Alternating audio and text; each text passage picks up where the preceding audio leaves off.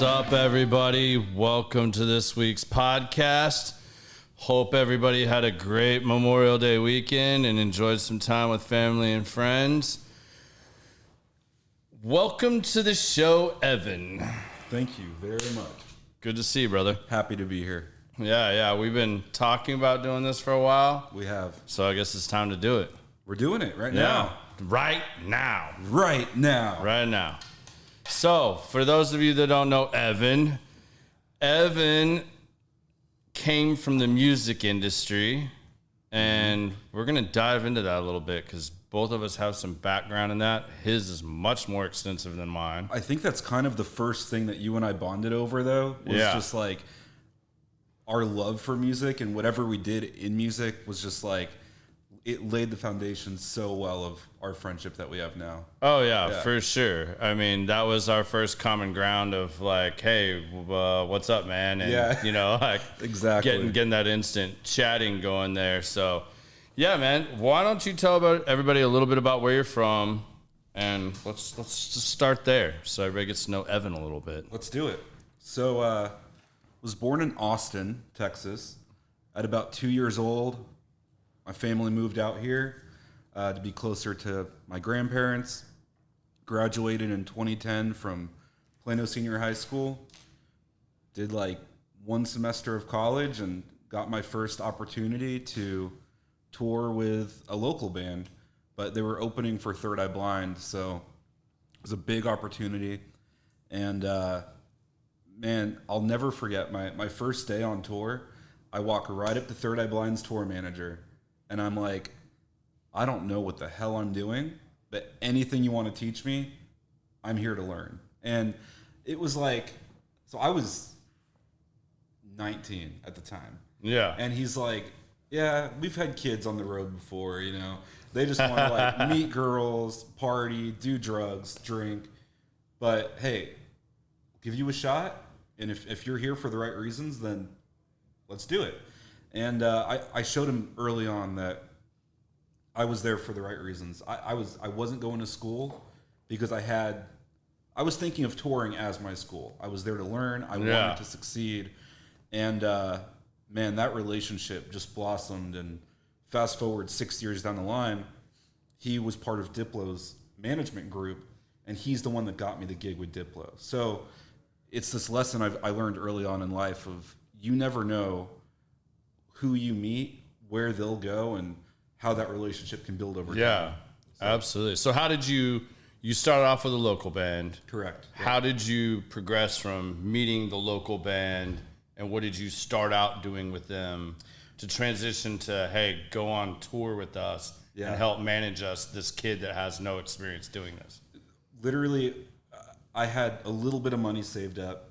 I think they paid me $150 a week, this local band. And they said, if you just want to be an extra set of hands, help us unload the trailer, load it back up at the end of the night, sling some T-shirts for us. I was selling merch, like straight up. But we all got to start somewhere, you know? Right. For me, I just saw it as that opportunity to get my foot in the door. Yeah, and get to hang out in bars and shit when you're 19. Yeah, exactly. Yeah. Right. Yeah. Nobody checks your ID or anything. But I was there to learn. Like, I really wanted music to work out for me. And it all started because of this guy, Kyle, with Third Eye Blind. I mean, later on, after that tour was done, because it was only a month, you know? So the cool thing is, like, you're out for a month, you're working your ass off, and, like, you're like, I'm living the life, right? Yeah. That month ends, and it's like this train where somebody just pulls an emergency brake, and it stops, and you're like, what the hell do I do now, you know? Yeah. And luckily for me, I got a call early on from Kyle, maybe a few months later, and he was like, hey, man, do you want to be an assistant for me on the road with Third Eye Blind? You'll help us book hotels, travel, all that stuff, and, you know, make sure the band has what they need. So he really connected me with a lot of people, but it was all because I was working hard that first tour, you know? Yeah. And we just developed such a good working relationship. That's awesome, man. Like, that's the way it goes for a lot of people. Like, I happened to be working with a guy that was like the keyboardist for Deep Blue Something. Oh yeah. And Awesome. he was like, hey, you want to come help us run lights and stuff? We're rehearsing in this dungeon warehouse right now. And their song was just like, Breakfast at Tiffany's was just Huge. blowing up. Yeah. And unfortunately, I couldn't really take advantage of that because I was still in high school. Even though I had finished all my classes and everything, I was just waiting to walk the stage. Well, my dad had a heart attack when I was like 15, and they told him he wouldn't see both of his sons walk the stage. I'm the first to walk the stage. So, my dad's like, no way in hell you're missing out on that opportunity for me. Like, I will disown you. Yeah. So he pushed you to go and do that. No, he told me absolutely not. So he said, I'm not missing the opportunity to walk the stage. Yeah, he said, I'm not missing watching you, your grandparents, me, we're all watching you walk the stage. Right. Like, you're not going anywhere unless you want nothing to do with the family. Do you wonder what would have happened, though, if you had taken that? Or yes and no, because, I was so not prepared for that. Like, I loved music. I was working at Sears in the electronics department selling Bose stereo equipment and stuff. Because, Bose was the hottest thing then. Yeah. And, trying to do all that and had a passion for music. And I had started taking guitar lessons again and, was really just playing around with this stuff. I knew I didn't want to go to college, and the Navy didn't work out for me. So, man, then the next opportunity was my guitar teacher was like, hey, I have this local band. Well, we need somebody to help with, unloading, loading, all the typical shit where you get your foot in the door. Yeah. And, oh, by the way, we bought all this lights and sound stuff, like for, a garage band, basically, But, like, can you make the show look cool? And I'm like, I'll try. Like, they're like, cool, come to practice and let's play around with all this stuff and figure it out, and we'll go from there. Cool. Which then turned into, like, me getting a chance to play on stage because my guitar teacher, like, I practiced certain songs for a long time. Mm-hmm. And then it was like they waited. And I'm so glad they did it this way because I don't know how I would have reacted if I would, like, been prepared for it. But literally, he asked me to, like, leave my guitar with him for something. He was gonna, like, this was your guitar teacher. Yeah, he was like, I'm gonna do something. I'm gonna fix some stuff up for you, make this a little bit easier for you, yada yada yada. Well, it was because he loaded my guitar up because they had intention of me playing with him that night. I got to play like 2 songs with him. No way. And I'm drinking Long Island iced teas, getting smashed. Oh my god. And I'm like running lights and sound, and then like we had a little break, and we had this break because it ended up being one of my good friends and roommates, the drummer in this band, and like I got him where he would like do this drum solo thing, like a little intermission. It was like, they did all this different stuff, but try to make the show a little more catchy, and do all this stuff. And when he did that, then they were like, well, now our good friend Garrett's going to come up here and play with us. And you had no idea. No idea. And I'm getting wasted. I've been drinking Long Island iced teas. I was 21 years old, and I'm like, I'm just going to get smashed tonight and like run sound and lights and sell some merch and like hang out. Like that's what I did. Yeah. I hung out with my friends' bands. You were 21. Yeah. And man, when you get on stage for the first time and feel those lights and stuff, man, like that is one of the hottest places to be. Like, especially when they're calling you out and being like, our buddy Garrett's coming up here. Everybody's eyes, whether it's 50 people or 500 people, they're on you in that moment. Yeah. Like everybody's and watching. It just happened to be like, so they did it. It was kind of cool because they knew a lot of my work for and stuff, because this bar that I started booking them at was like the hot place to be in Carrollton area. Yeah. And it got to be really popular all of a sudden, and I was getting them booked pretty regularly there with some other friends' bands and stuff like that. And it was right down the street from my house, so like my parents show up. Like now I got friends there. They're all acting like they're just supporting the band, but he had like reached out to a few people and was like, hey, you should come out. You should come out tonight. And so, man, they put me front and center on the spotlight, man. And like, whoo, was that nerve wracking. But like, it wasn't as bad because I was a little bit hammered, and wasn't expecting it. So I was just like, let's go, let's do this. Hell yeah. And, that's awesome. It was a great experience. I always will thank Kelly for doing that for me because it was cool, man. Like a lot of my friends ragged on me because they thought the band was kind of cheesy and corny and whatnot. But like, Whatever. man, I had so much fun. And like, I've always joked, and I'm sure you kind of feel the same way, getting involved with the music scene and stuff, even though neither of us went to college really and did that whole thing. I'm not going to have a midlife crisis because like I did all that crazy shit in my early 20s while they were still in college partying and doing college things. Like that all progressed, you know. And there are things, like, don't get me wrong, there are things I feel like I missed out on. Like it was tough being in different countries and seeing on Facebook my friends graduating from college, having kids, like getting married. And joining fraternities and all that and having all these like stuff. crazy relationships. I never experienced living in a dorm and like meeting people through college and all that stuff. But don't get me wrong, I would never go back and change anything. Yeah, me neither. Like I wouldn't, because I tell people all the time, when I'm on my deathbed, whether that's, God forbid, tomorrow or 50 years from now, I mean, if I died tomorrow, I would have no regrets. Yeah. In life. I've seen more of the world than most people will ever get to see, and I thank God every day for that. Like, I truly lived a blessed life, and it was it's something I mean, I can't believe it happened, honestly. Like, it seems you went from like tossing merch out and stuff, literally, and then to managing Diplo. Yeah, to putting tours together with semi trucks and buses, and not only that, but I got to work with bands I grew up listening to, like bands that changed my life. And then internally, you have to be like, don't freak out, like, and then because they're just people, you know, But it's just.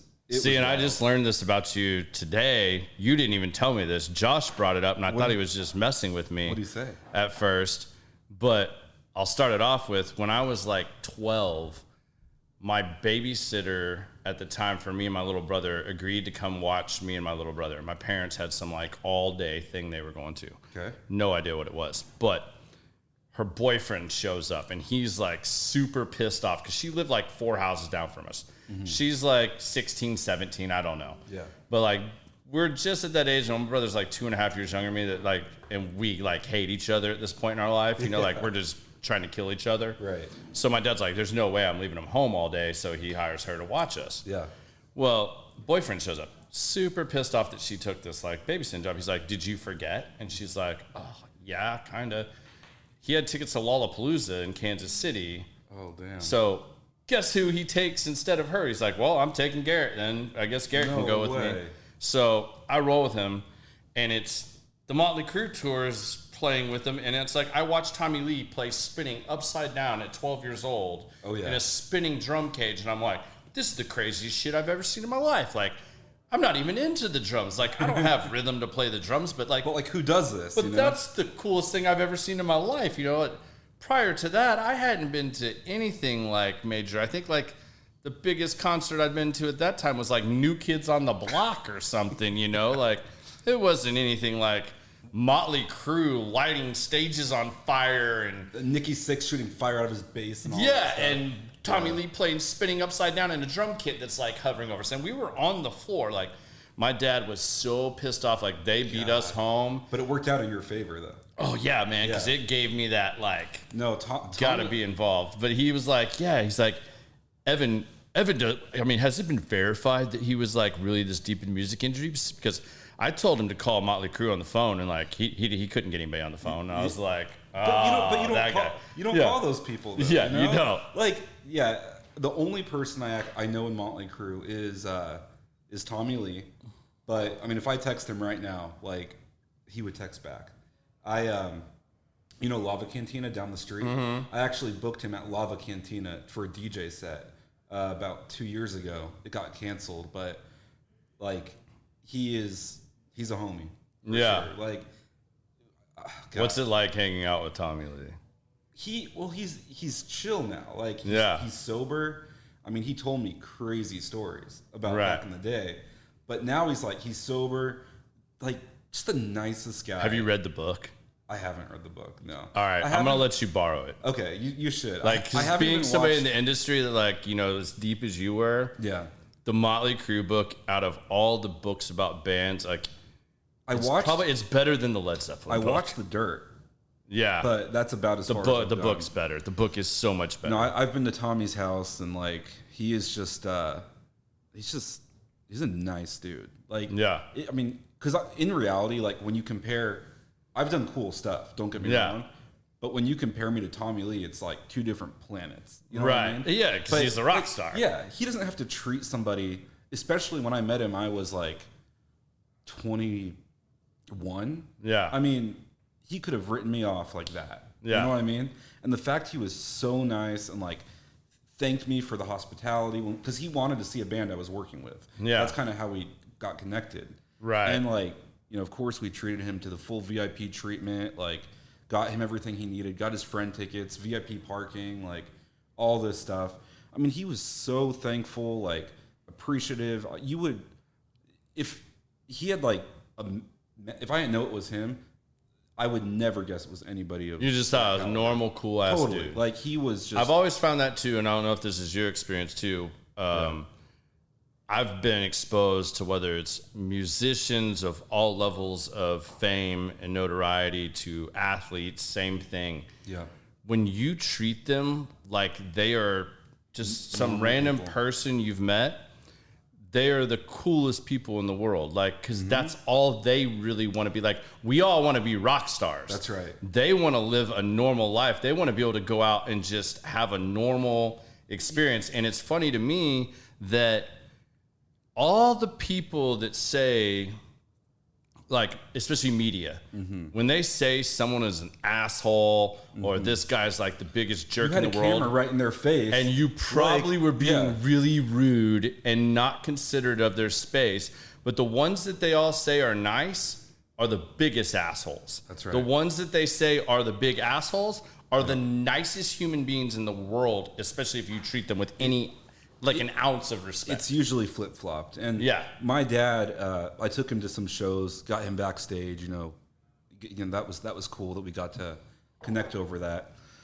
But, you know, it was interesting. I think when he had that moment of realization, like you just said, they're normal people, is we were side stage. The band was like doing their thing, getting ready to go on. You know, the stage was dark, whatever. And the singer of this band, this was at House of Blues in Dallas. Yeah. The singer of this band was going through something with a girlfriend or his fiance at the time, and just wasn't feeling it. You know, my dad goes, like, "Hey, you ready? Like, you know, like you good to go on?" And he was like, "Yeah, I'll be good." And he's like on his phone texting his last few texts to her before he goes on stage. And he gets on stage, runs out there, like hypes up the audience, and it's like my dad looks at me and he goes, "You would never know that guy's going through what he's going through." Like, I mean, because when they're on stage, I mean, it's a show. Yeah. Like concerts are a performance, you know, and it didn't matter. I mean, it shouldn't matter what they're going through. It's like when I walk in the doors at ICC, it doesn't matter what's going on outside these walls. Like I come in and I want to make sure the members, the guests have a great experience, you know? Yeah. Because like, who cares what's going on in my life? Like I got to perform for other people, you know? Yeah. Same thing with tour managing. It's like I could be one of the most valuable things I learned. I think you learn more from people when you see them do something and you're like, I never want to be that guy. Like there was this tour manager I was working under, and he would get stressed out. Things would go wrong, and the band would visibly see the stress in his demeanor. You know, his hand would start kind of shaking, and he'd just internally just freak out. But you're there to handle the stress and keep the band calm. You know, whatever you're going through or whatever's going wrong, like in their minds, because they're the ones paying you, it's all handled. It's all handled. It's all good. Like, and especially, you know, as musicians, not all musicians, but a lot of musicians deal with anxiety, depression, mental illness. Like they're artists, you know? And so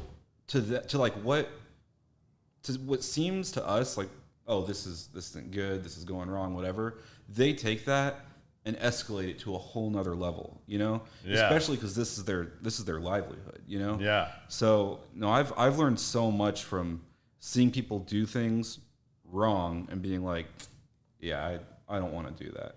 Yeah. So How much of that was from your like mentor and like, or how much was just from like being around these people and the experiences?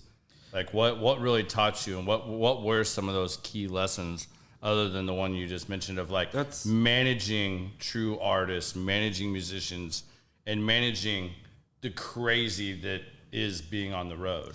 Because it's like a family, you know, you put those people together on a bus for X amount of time, everybody starts going crazy. Like any band member, and I don't care how big they are, whether it's the Ford Chevy van that everybody's crammed into to the tour bus, that shit is chaotic. It is not fun. Yeah. It gets old really fast. You're in tight quarters and you're on a very tight schedule of be here, do this, do that, do this, do that, and then perform and act like it's these people's biggest night of their lives. Absolutely. And one mistake can cost the band $30, $50, $100,000 if they miss a show. And it's on you as the tour manager. I think to answer your question about lessons I learned early on, a lot of this came from Kyle, Third Eye Blind's tour manager. Yeah. Because I was in a van and trailer with the local band, right? And I was like, and that was the first time, you know, he took me on Third Eye Blind's bus, and I got to be inside a tour bus, and I'm like, oh man, this is awesome, you know? And he's like, well, let me teach you a few things. He goes, this is like living on a tube with 11 guys for months on end. Like, it's rough, you know? And he's like, we have fun, you know, whatever, but it's work. It's really hard work. And one thing he taught me is, you know, he goes, I don't care how good you get at your job, whether you want to keep selling merchandise or be a tour manager or be a production manager, whatever it is. He's like, don't be an asshole. And he's like, what I mean by that is you're in these tight quarters with these 11 guys for such a long period of time. I promise you, the music industry is so small and tight-knit, word will get around that you're not pleasant to be around. And it doesn't matter if you're the top of your career as far as being capable of doing the job. He goes, anybody can do a job. Anybody can learn how to do a job, but you've got to have the personality where people want to be around you. And as I grew throughout my career, it just remained so true. I mean, on top of being a good person, one thing I also learned early on, especially when I got into management, is you're essentially like two things for these artists. One, you're like an adult babysitter because you got to get these grown adult. And remember, I was 18, 20 years old telling 40-year-old, 50-year-old guys what to do. So you're a babysitter. And it's not their first tour. No, it's not. They know what they're doing. Yeah. So you got to be confident too. You got to know what you're talking about. You got to be this babysitter for adults, but it's also so much of like psychology. I mean, you've got to You're their therapist too. You've got to talk to them about, dude, this was later on when I got into management, but this artist texted me about getting a restraining order against his girlfriend because they were in the car together and she tried to like pull the car into a ditch and, you know, hurt them. And it's like, how do you, like, you can't, I don't care if you go to school. I don't care what you go through. Like, you've just got to know how to react to the situations. And like we talked about, remain calm, you know, like sympathize with them, but remain calm and then just get it done. But when you give an artist a management contract, if you choose to have a contract,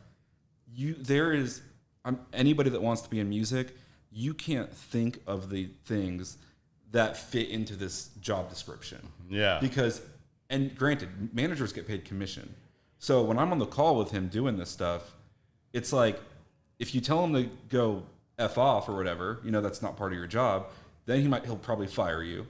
But then when you're doing it, I'm like, I've never filed a restraining order. Like, how do I do that? So I'm looking at how to do it. And then I get paid commission. So it's like, I'm not even getting paid for my time here, you know? Yeah. So it's rough. It's a balancing act. It is. It literally is a balancing act. And then while you're doing that, you've also got to keep them focused and you got to keep your focus on okay, what's going to benefit not only my career, but the artist career as well? Like, what's actually going to make us money in the long run?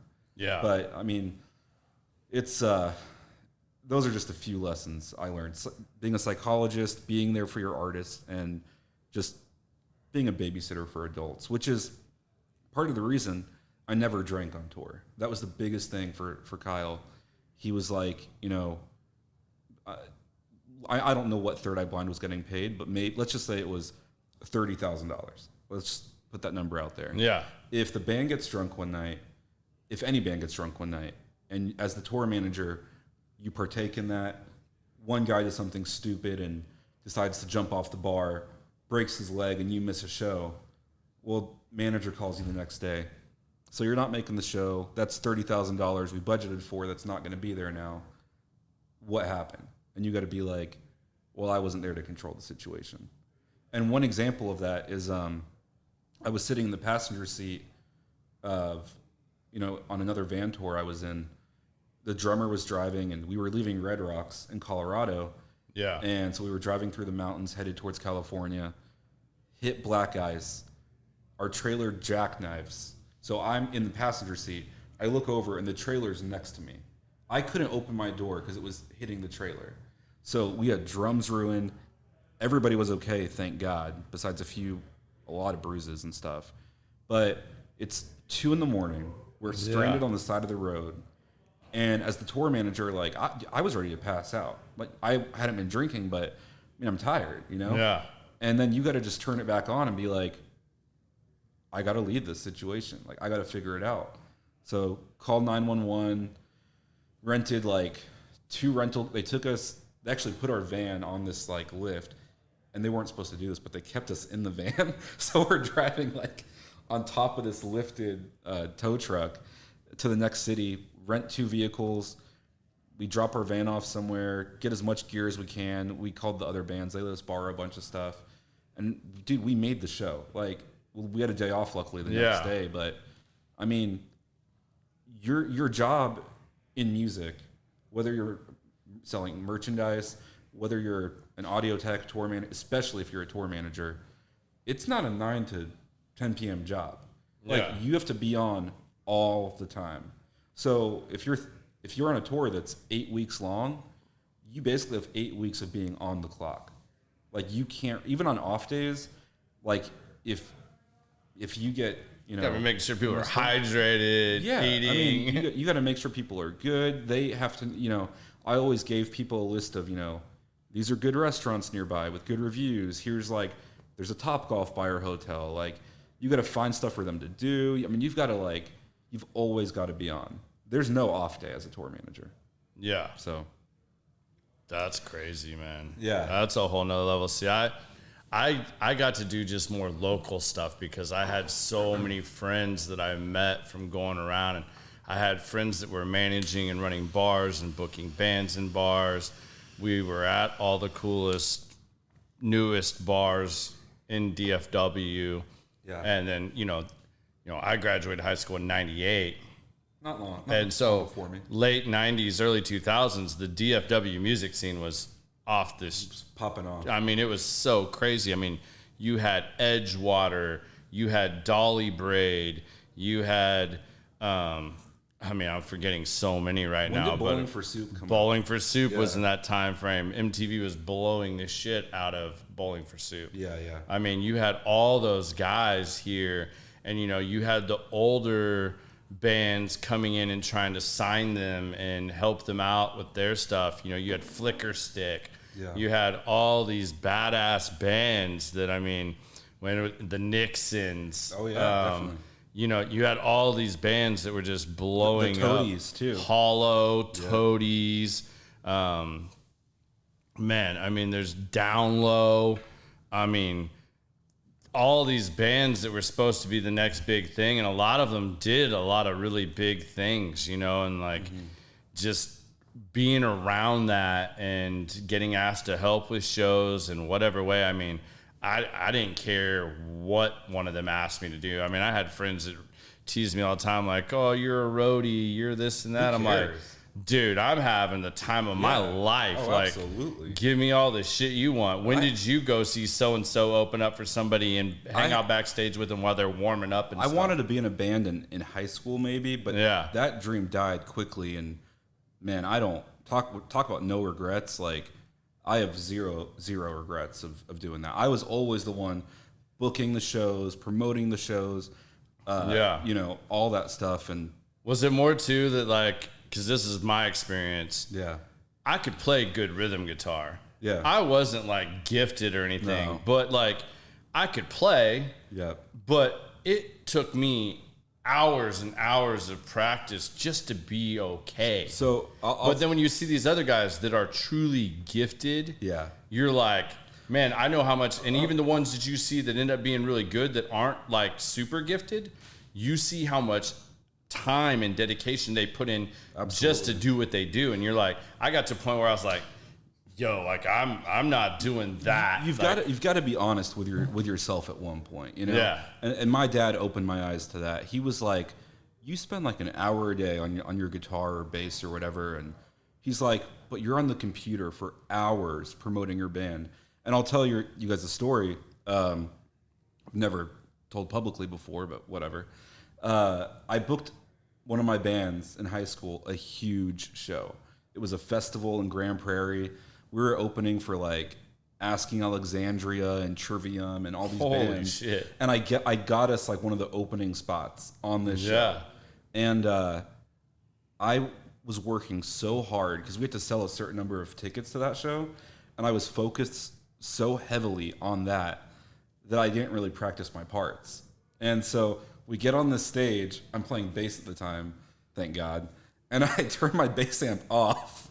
Or no, not the bass amp, the knobs on my guitar. I turn it all the way down. And I'm just like, pretending I'm jamming out. But dude, I didn't know my parts because I was so focused on selling these tickets and succeeded in that area. But I didn't put the time into practicing my instrument. So turn the mics up a little loud on the drum. I was just like, let's just like turn that up a little bit. But no, it was funny. And another lesson too, just coming to mind, is that I like, people say, and I'm sure you've heard this, that to make it in music, you've got to be in LA, New York, or Nashville. Like, you've got to go there, you know? Yeah.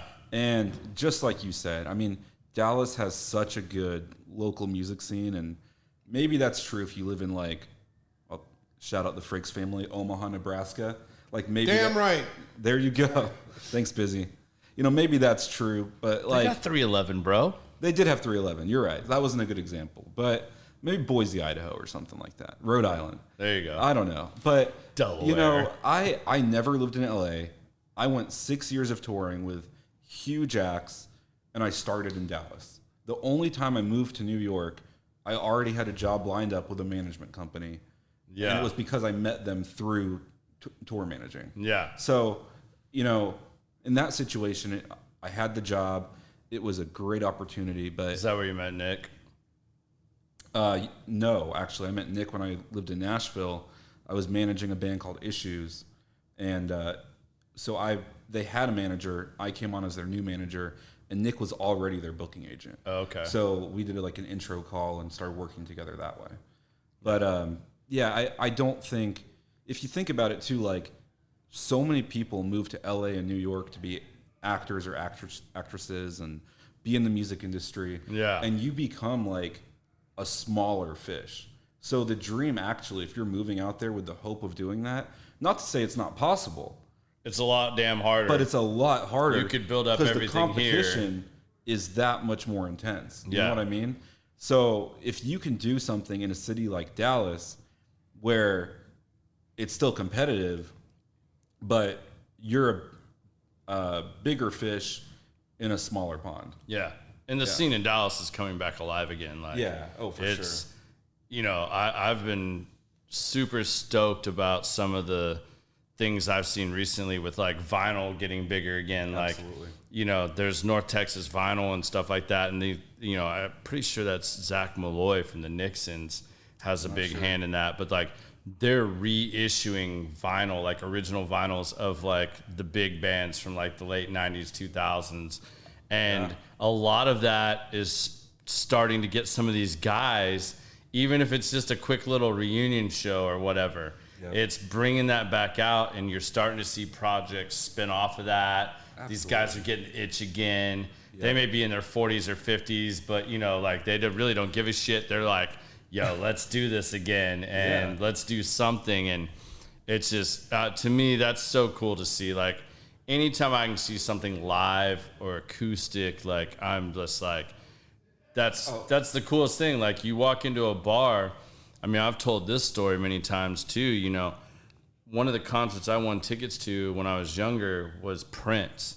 And my buddies gave me so much shit that I was going to a Prince. Because that was, back then, that was when Prince started doing all the weird stuff, you know, like, and they were like, oh, that's gay, or that's this and that. And it was just like, yo, I saw more beautiful women, and like, Prince was like the ultimate panty dropper. Like, there was more panties and bras flying at that stage than any concert I've ever been to in my life. Absolutely. And it was absolutely insane. I would have been right there with you. And what was really cool is there was another bar at the time in Dallas.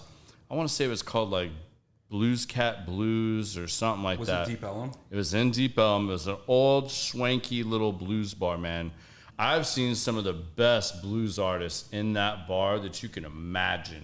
Like, name any of the classic blues guitarists. Like, I probably saw them there. And it was like, I went and saw a show at Trees or somewhere like that. Man. Everybody else wanted to keep partying, and I would just kind of go over there and have like a few end of the night drinks. Trees is like legendary to me. Like, the owner of that place is super cool now. Clint's awesome. Super cool. Clint Barlow, He's done super well. I'm super proud to see what all he's done with his venues in Deep Ellum. The Factory's an amazing Bomb venue. Factory, Canton Hall. You know, there's so many places. You can't say Bomb Factory anymore. It's just the Factory. Yeah, well, they sold it. I think Live Nation or something bought it. Yeah. So I think Canton Hall and Live and he still has Trees. But wasn't Mark Cuban involved in a venue around here? I don't know on that. I mean, even Lava Cantina here in the Colony, like, to have a venue like that within 5 miles from us is like, I mean, dude, that's a nice venue. Like, it's pretty badass. Like, I mean, lots of cover bands, but still, like, So I was going to tell you about that Blues Cat Blue Bar. So I go in there one night, I'm like finishing having some drinks, and all of a sudden there's like a bunch of commotion in the back. They've just got like a little house local guy playing on guitar. Yeah. A guy and a girl get up and sing every now and then. There's some guy playing the saxophone periodically, and all of a sudden everything just like stops. Okay. And I'm like, what the fuck is going on? Like, this is just weird. Like, you know, it's 1:30 in the morning. Like it doesn't just stop. I mean, it might have been 12, but regardless, it was late. Like, there was only an hour or two left in the night, and all of a sudden it got quiet. You hear them loading some stuff in. Those guys walked off, came to the bar, and they're like, "Oh, sit in your seat and enjoy your seat while you got it." And I was like, "What's up?" They're like, "Wait till you see who's about to take the stage." It was Prince, dude. No. He just got done playing downtown, sold out arena. He just wasn't done. And he knew he wasn't going to go to sleep for a while. And like, he just wanted to keep playing. So he just called the bar. I'm coming in. Called in, said, "You got a piano? I'll bring my guitar. Can I play some?" Oh my! And he just walks in, and Prince just starts playing. Like no big deal. Like, dude. I'm like, holy shit! It's like I just saw the concert. Yeah.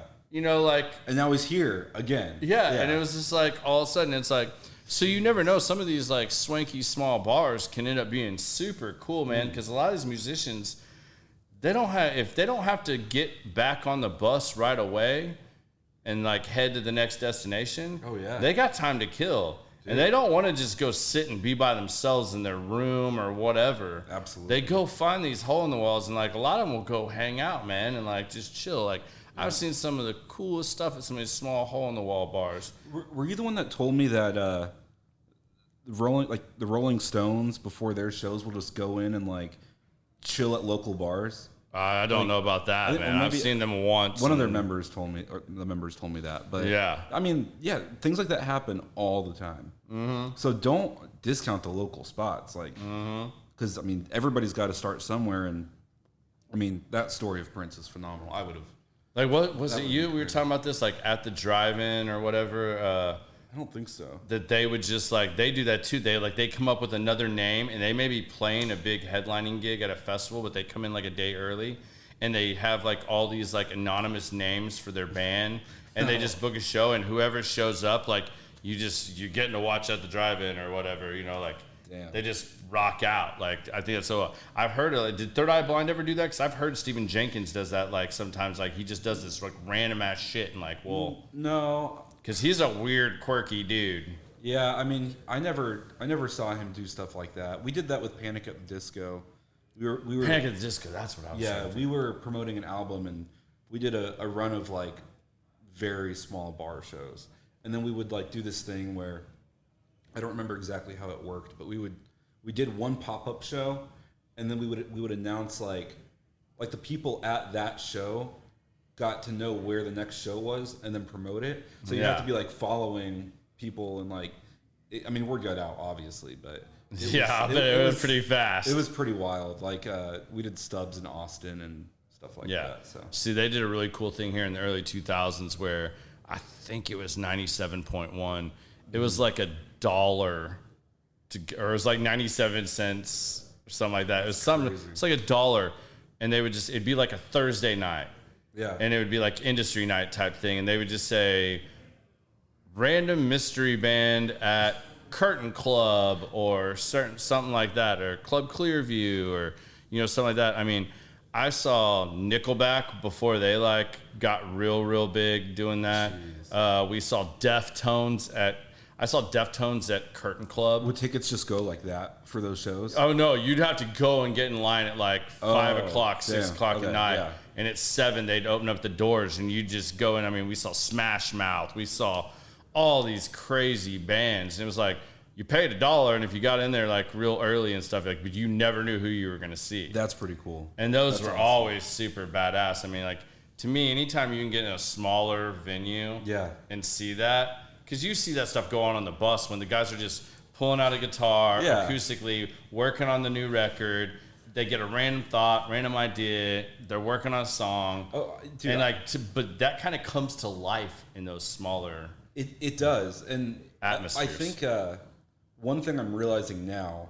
So going back to your question about lessons and stuff, one lesson I'm learning now is, I think I took a lot of that stuff for granted while I was in it.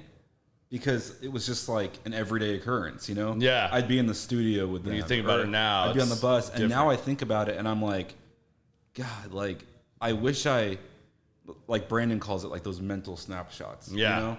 And I wish I just either wrote down certain things or, you know, even took more photos of places I was at. Because, like, you just don't think of it at the time. You don't think of it. Like, you're so in the zone. And I mean, some of those. If I had to pick a regret, it would probably be just not living more in those moments. Yeah. Yeah. I can think about that now. I mean, you know, I ruined a really good relationship, friendship. It's probably one of the only regrets I have as a friend. Right. Doing something really stupid and betraying a friend and not valuing that friendship as much as I should have as a young guy. And it was one of my favorite bands. So I'll say it was the Benjamin Allen Band. Mm-hmm. These guys were so amazing live, man. Like, Nick was a guitar, like, virtuoso. They had this young kid, Mikey, on the violin, Troy, Jeff. Jeff's, like, one of the best studio drummers in the world. Other Jeff on bass. But Jeff Durstock, I mean, he has like Drum Magazine. He does studio stuff. I mean, he's done like Shania Twain's like last couple albums. Like, he's the guy when you need that perfect thing. And man, I was like out rolling around at live shows with these guys all the time, and like they were just so amazing. And it's just like it takes you back to some of those moments, man. Like I can remember being in my early 20s, and some of these guys, you know, you're sitting backstage and they're just warming up, but then it's like that night's different. Like, for whatever reason, they were vibing better, harder. Like, it was flowing. Like, they were just in that kind of, like, flow state. Yeah. And, like, just watching them warm up, and you're just like, holy shit, that just happened. Like, I remember, like, one night Troy was just warming up back there, and it was that I always feel like somebody's watching me. Yeah. And, you know, like, and then everybody just started busting out with that. And it was just like one of those moments. And you were just like, God, that was so dope. And like, those are the things that like everybody else doesn't see, but like you get caught up in some of those moments. You get to experience those moments. Yeah. And like, that's, you and I've talked about this, and I'm going to go ahead and spill the beans a little bit because that's something I'm still working on with the adding the music to this whole thing. Yep. And bringing in bands for live acoustic shows and stuff. You've been a big part of helping with some of that, getting kicked off and some connections and relationships. So that's kind of what Evan and I are talking about tonight. Like, I'm going to try, like, that's kind of the essence of what I'm trying to bring together a little bit and give people that MTV Unplugged feel, that live from the road, like, well, I think access type thing. And I don't want to say too much. I'll let you be the one who spills the beans. But I think when Garrett told me about this idea, it was super cool because it's exactly what you said a few minutes ago, where you never know who you're going to see, and like you get to witness these bands in such a small environment, in an acoustic setting where, like, even if they make a mistake, it just shows you it's live, like, and it's real and raw. It's real, it's raw, and and you walk out of those doors going, I'm one of like 100 people who saw that tonight. Yeah, like nobody else saw that in person, you know.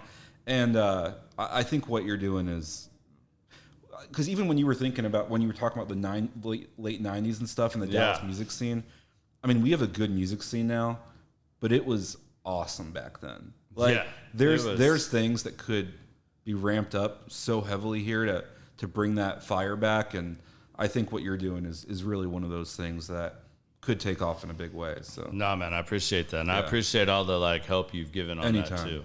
Anytime. Let's give some shout outs here. I think both of our moms are watching tonight. Nice. Like, I know I saw my mom in there. Yeah. Hi, Mom.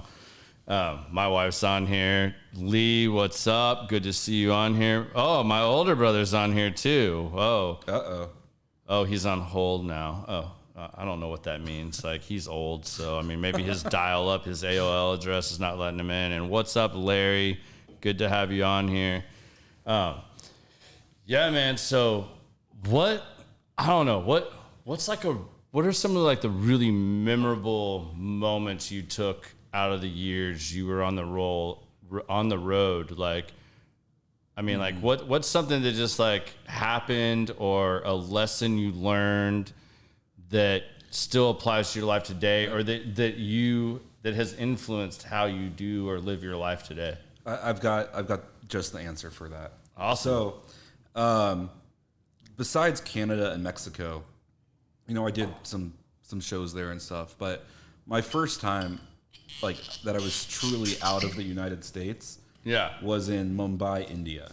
Mumbai, India. I had never been. This had to be with Diplo. Of course, yeah. All right. I hadn't been to Europe yet, or the UK or London or anything.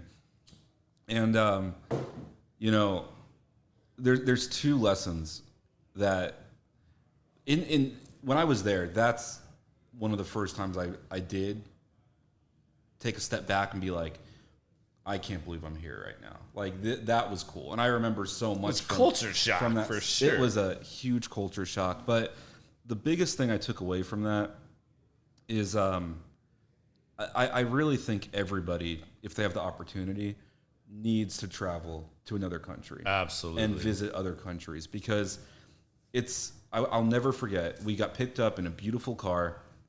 We were driving to the hotel, the Taj Mahal Palace in India. And on the way there, our driver says to us, he goes, that building right there, it was this big skyscraper. He goes, that at the top of that tower is where the richest man in India lives. And it had a helicopter landing there. You could see like cars in this like elevated garage. But then as we got closer, we got up, like right up next to the building and drove by it. And you see this level of poverty that I've never seen before. I mean, I saw naked babies on the street. Like, I saw, you know, people literally wearing rags, and they're leaning against the skyscraper that the richest man lives in. Yeah. It was like, I've never seen that contrast before. And, I knew there was poverty out there. Like, you hear, be thankful for what you have and all this stuff.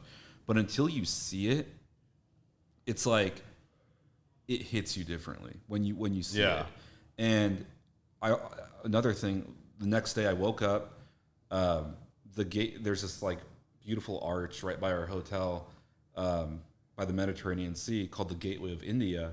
And so I literally was just walking across the street to go see this arch, and the sun was coming up, and these kids, because they lived on the street, were coming up to me, literally pulling my shirt, begging for money. And it's like, dude, I had to go back in the hotel because I was going to break down and like cry, Yeah. I mean, it shined this new light on how thankful I am, not just for what I have, but the country I live in, Yeah. There's a lot of stuff going on now, and not getting into a political discussion on this show. Mm-hmm. But look, regardless of who's president or what's going on, we have it good here, We have it really, really good. Yeah. And it just made me so much more thankful for how I was brought up and where I grew up, and where you came from, for what I have. So yeah, that's awesome, man. That was huge. And then it also just selfishly, especially during the show, it just made me, I booked shows at skate parks and stuff when I was in high school, in Plano, Eisenberg's, and as I was doing this first big show with Diplo in Mumbai, it just showed me that, like, if you keep your head low and work hard, like, I don't even have a picture to show you from that show in India because I was so in the moment. Yeah. But to me, it was just like, if you work hard and like you're just a good person, you can do what you want. Like, it's going to be tough, but you can get there, Yeah. Because I would have never expected to be in that position I was in. Yeah. So. And the Diplo thing, that came from the Third Eye Blind tour, right? Oh, yeah. And how much was in between all that? Like, was that like that same thing? We talk about just being a good human. Yeah. I mean, not that I was doing it because I expected anything, but I'd hit up this guy Kyle. Hey, how you doing, man? I knew, like, I always have. If you look through my contacts on my phone, I have people's birthdays, what their kids' names are. Like, I like to remember the stuff about people I interact with and come across. And so I'd hit Kyle up on his birthday and, hey, man, hope you're doing well. Happy birthday. If I was in town, hey, dude, are you in town? I'm coming through with this band. Would love to have you out at the show and just hang out with you. So it was just keeping this relationship up, And again, it's not because I ever expected anything out of this guy or anybody. It's managing relationships. It's just and being just a good person. Yeah, that's all it was, So anyway, I think that goes a long way, and I think that, nobody taught me that. That's just who I am. Yeah. But I was talking to this guy in the lounge the other day and telling him about how I have this information about people and their contacts, and he's in insurance or some, business profession. But he was like, oh, that's really good. I need to start doing that for my clients. And it's just taking that extra 30 seconds to just input a few notes, set some reminders, take a step back and listen to, just ask people how they're doing. Like, just genuinely be interested in other people. Yeah. That's I think that's huge, showing that side of yourself and being that involved. It's kind of like last week we talked about that. Like, my friend Keith lost a son, that's saved in my phone. Every year when that anniversary rolls around, I hit him up just because I know he's probably having a really rough day. It's things like that. that. It's just all the little things like that, to like try and remember those things. And I'm not the best at even, it's sad because I'm in sales, like, remembering names and stuff like that. Like, I have to, like, I give people nicknames and stuff like just to help me remember. And like, if I can associate it with something like that, like, it helps me mentally. That reminds me of the episode of The Office where Michael Scott's talking to another branch and he's like, baldy, beardy, like stuff like that. Yeah. This I am going to ask you. I feel like I can ask this, and like you're far enough removed now. I can ask you this question. All right, let's see. What was the best like alias anybody ever booked under that you were like that was hilarious? Like, Like in a hotel or something? yeah, like hotel or something like that. Did you had to book? Like you booked Tommy Lee in a hotel, and he wanted to go as Ghost Rider. I mean, I don't know. I'm just making shit up right now. Let me think about that for a second.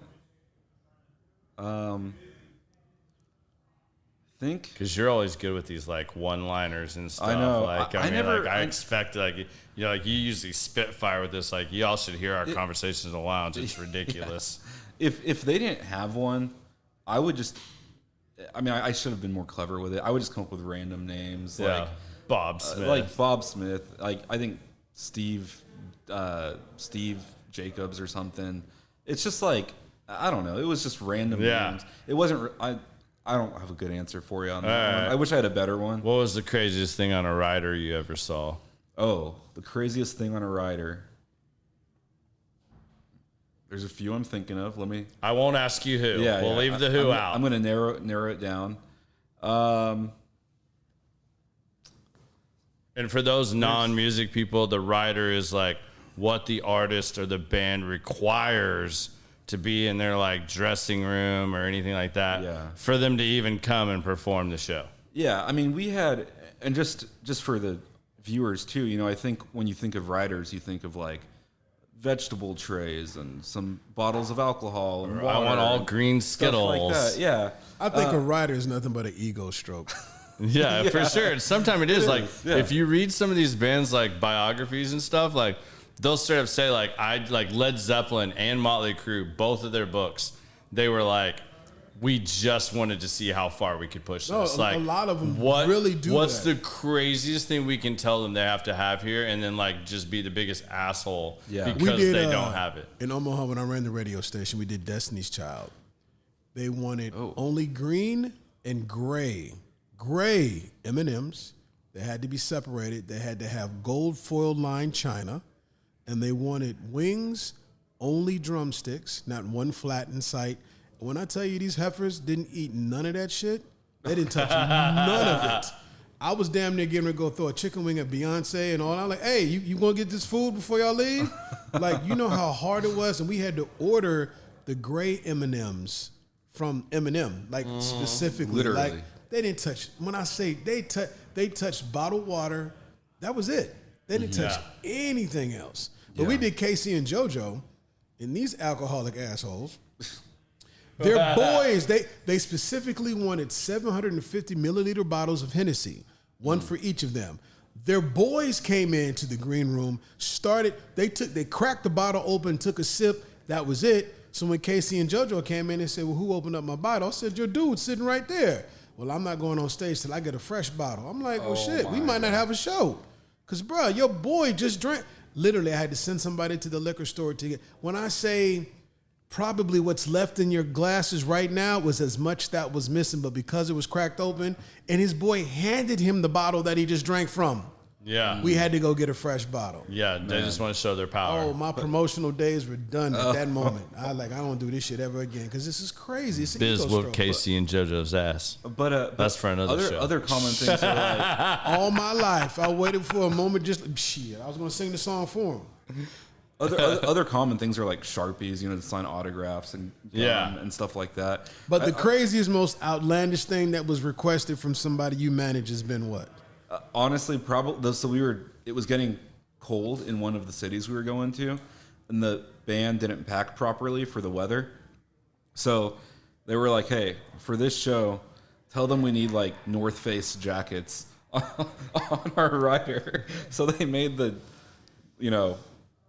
hospitality chick like go and shop for them, and that was.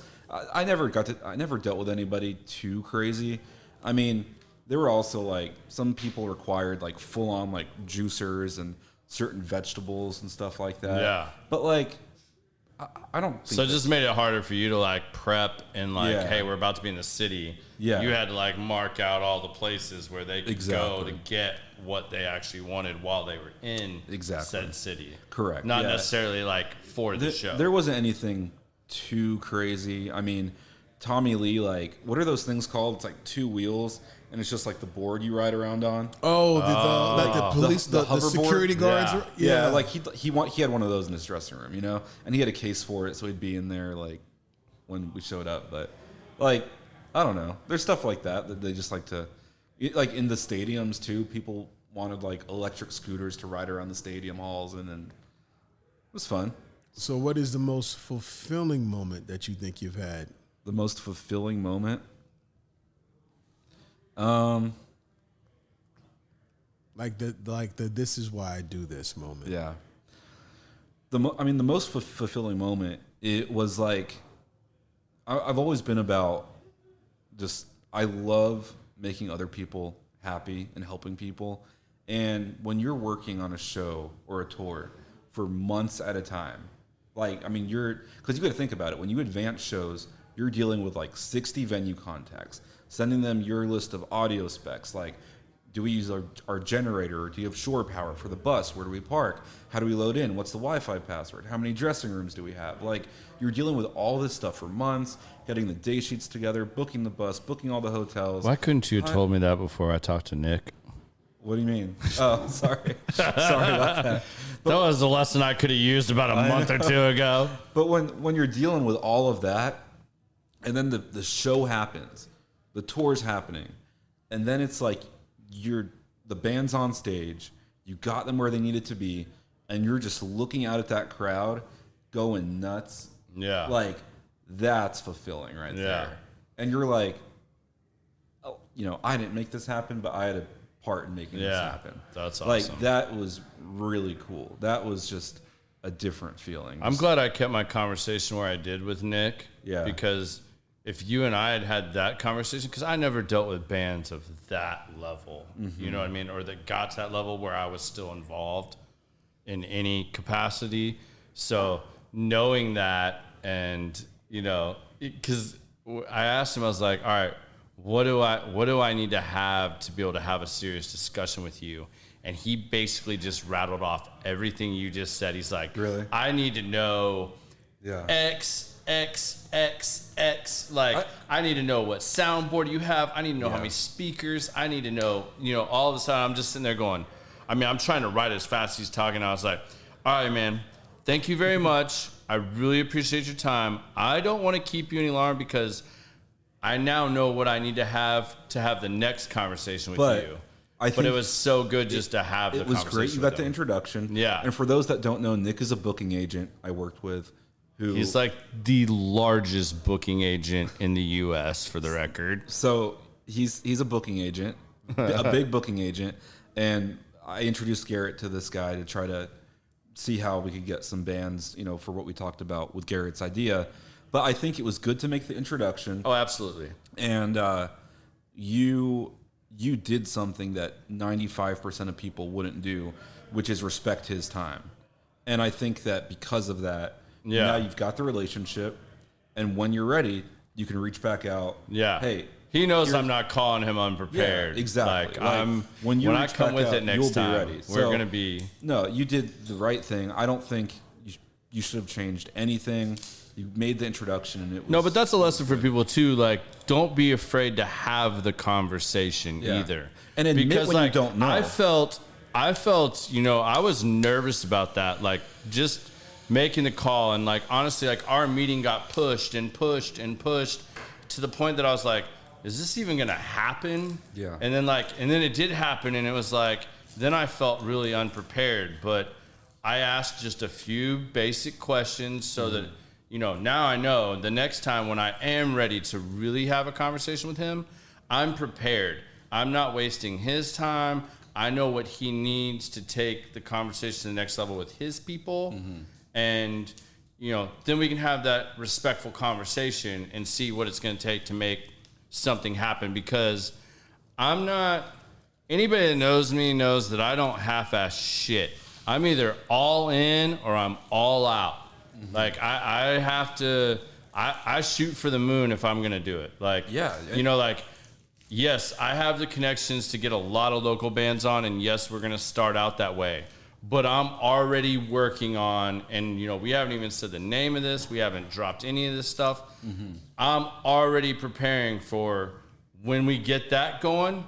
Now I'm ready to shoot for the moon. Well, you don't want to set yourself up to fail. No, but I want to be prepared that when the next step arrives, because it's going to arrive. Yeah.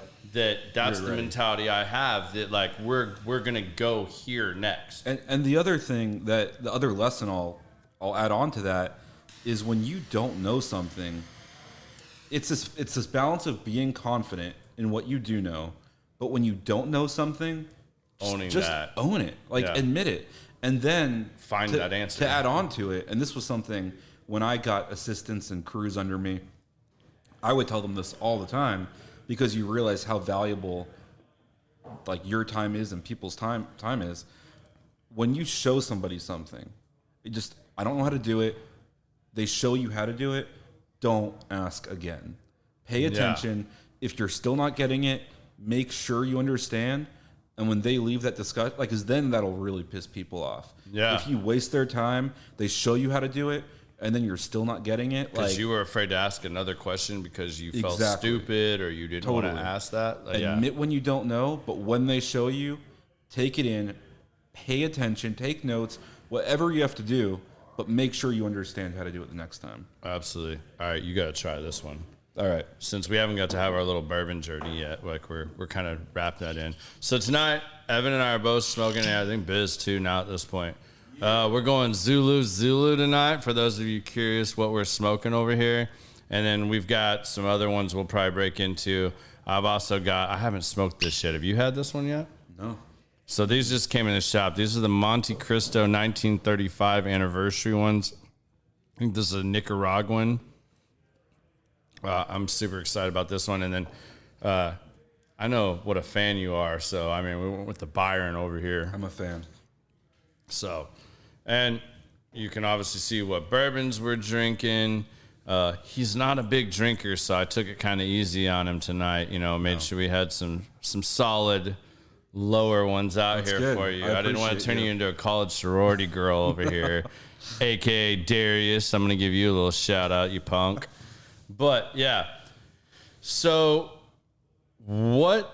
obviously, so COVID is what pretty much derailed you and got you to where you were like, okay, I think I need to find some other things to do. Yeah. This was fun. Yeah. I enjoyed it, but there's other things I want to do. Yeah. Before you tell everybody else what you're doing now, do you still want to go back to that? Is it something you have a desire to go back and do again? Or do you feel like I've done that?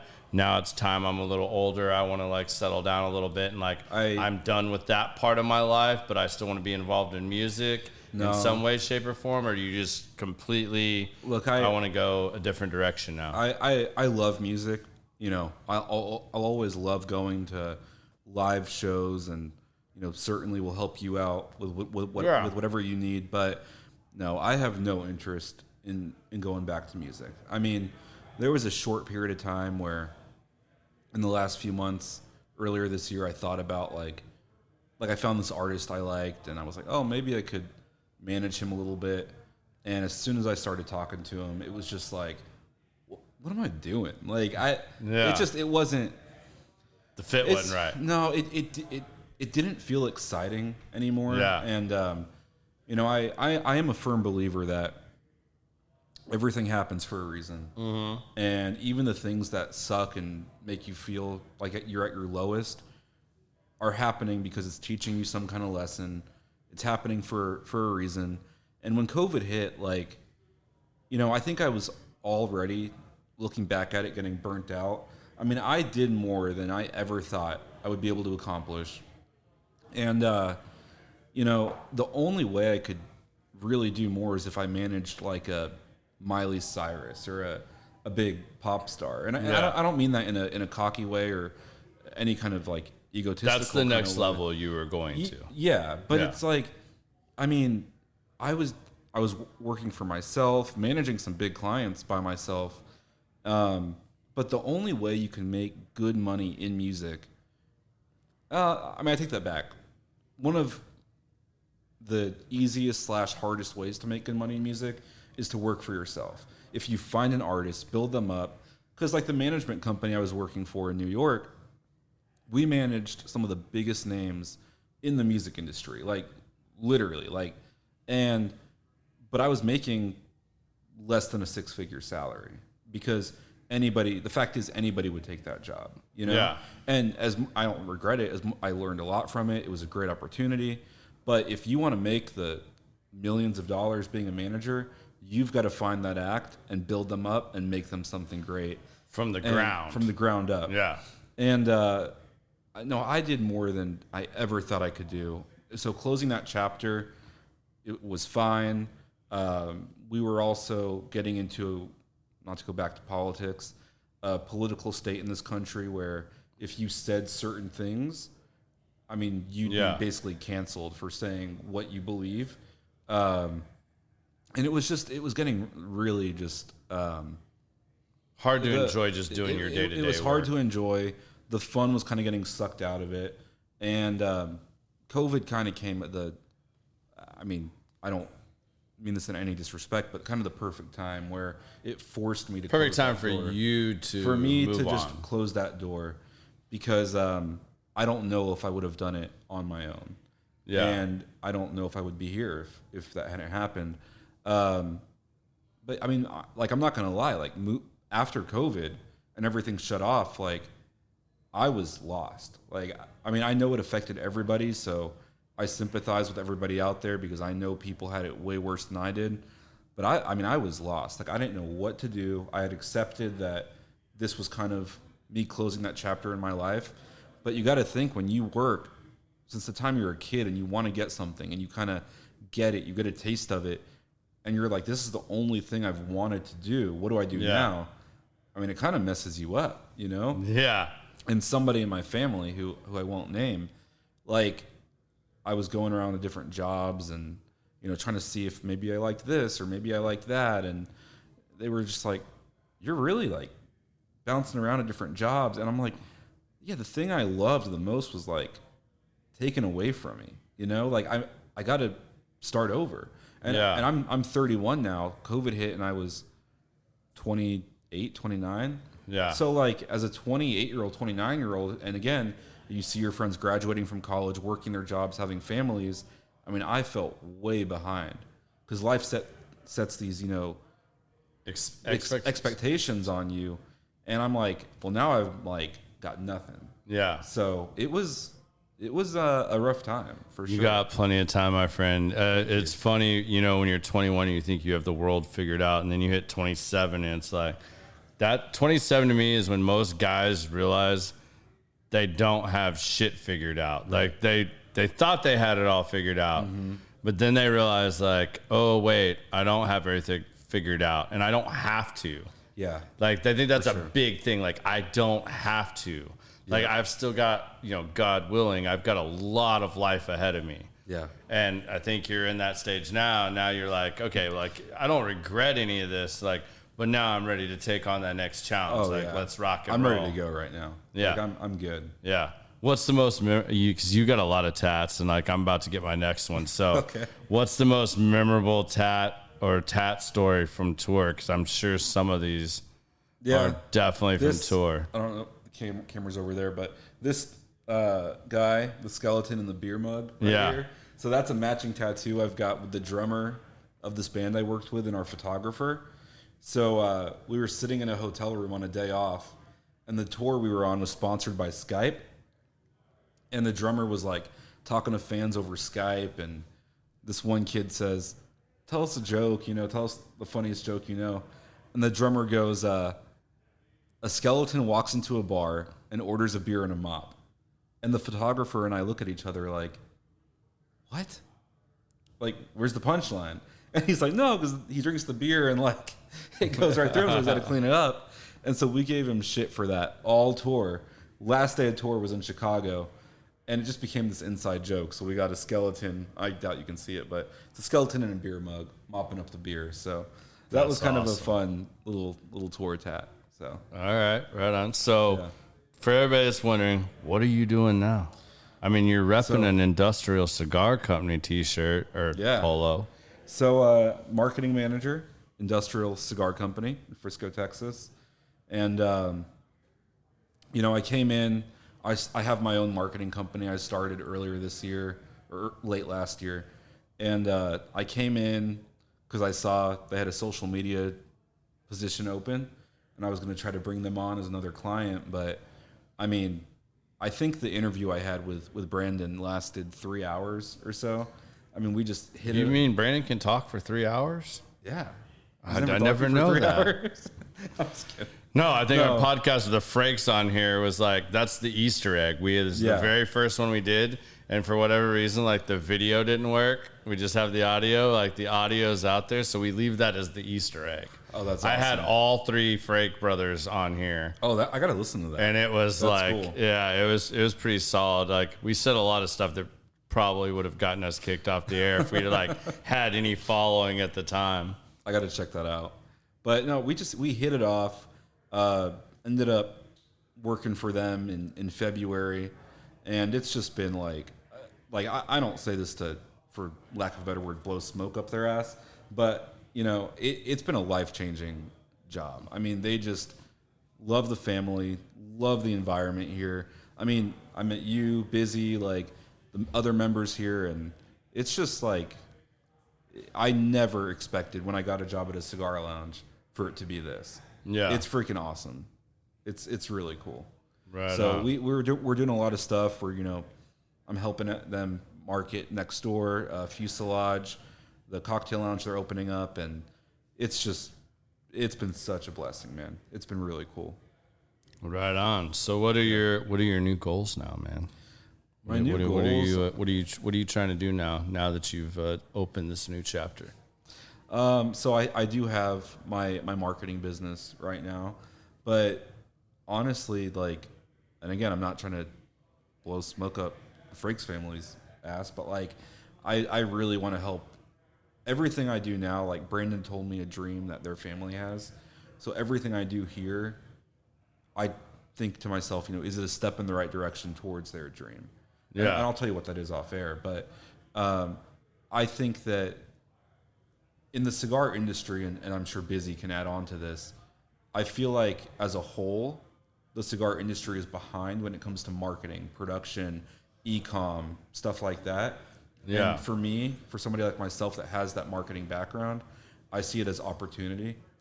And in everything I do, like you said, you go all out. You go for the moon, right? Yeah. I want to make a dent in that cigar industry. I want to change the way that people market their brands and show cigars to a younger audience and, you know, really just rattle up the culture of that. So prior to this, were you a big cigar guy? I mean, where did your cigar journey start? Not a big cigar smoker, to be honest.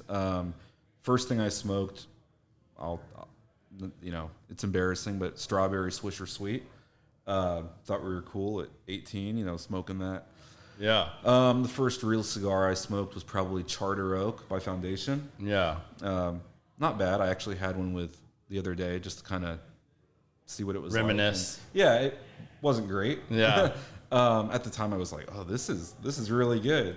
But honestly, like, now this guy's smoking Byrons and Alfonsos. Yeah, I'm totally spoiled now. Like Foreign Affairs and, you know, all the good stuff. All that stuff. And also just meeting brand owners too.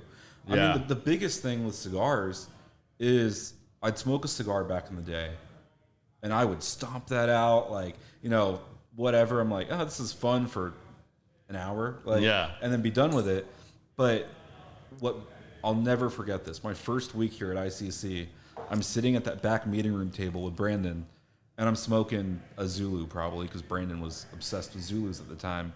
And I go to stomp it out. He did have a Zulu period there where he legit smoked Zulus. That was all he smoked. Ever. And I go to stomp it out, and he puts his hand on my hand and goes, well, we don't do that here. We just let the cigar die out, just set it down when you're done, and that's it. And I never thought about, as I was smoking cigars until I got the job here, about how, like, brand owners want, you know, the soil to be just right when they grow the plant, and how every cigar is hand rolled just perfectly, and the draw tests they do to make sure it's right. And, I never thought about the history behind cigars. And that just changed my entire perspective. Yeah, I mean, I'm a little jealous because, like, you got to be here for the Luciano event, right? No, I never met Luciano. Oh, you didn't? Nope. Yeah, me neither. It's twice. Every time Luciano comes here, I'm out of town.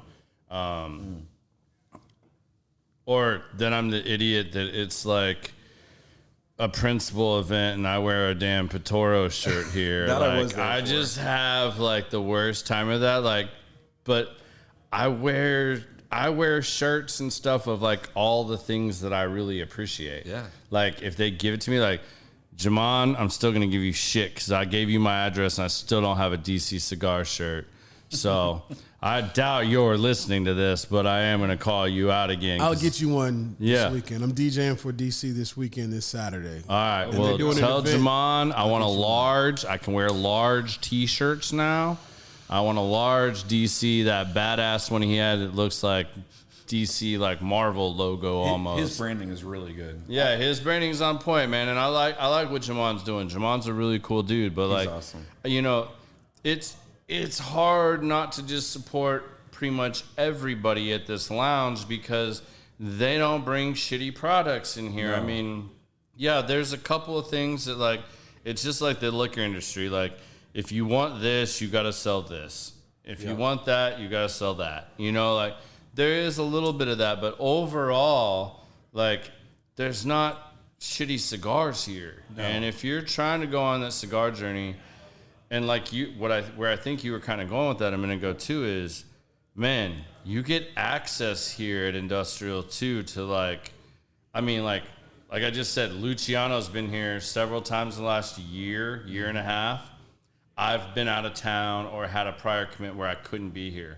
I want to smoke a cigar with Luciano so bad it's not even funny. Like, I love what he puts out. The Foreign Affair has like probably entered my top 5 now. Well, and Frank's here right now. Yeah, who's Frank's one of the owners and blenders. And he's such a cool dude. Like when I first walked in, he acted like one of the members in the private lounge, like right out the gate. And I was just like, everybody that was back here was like, who is that dude?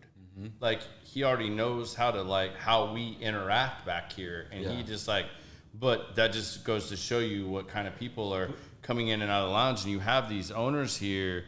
I mean, I could go through the list, but I mean, whether it's Patoro or Principal, Darren Chaffee, all of these Nelson, guys, the Doctor, Alfonso. I mean, how many lounges can you walk in and, legit spend multiple days or evenings with, and like, they legit will sit and smoke with you and tell you the story of why or how they blended this. And to have that with a cigar, like, Pops had a great line too, is like, this might not be the best cigar I've ever smoked, but it's the best cigar I've ever smoked in this moment. That's right. And like, that happens a lot, that like, there are a lot of good cigars out there, and it's not always like, is this going to be my new favorite? And like, no, but like for this moment, it's throwing the shit out of it. I mean, when Oliver told me the humidification process of Atabey and Alfonso,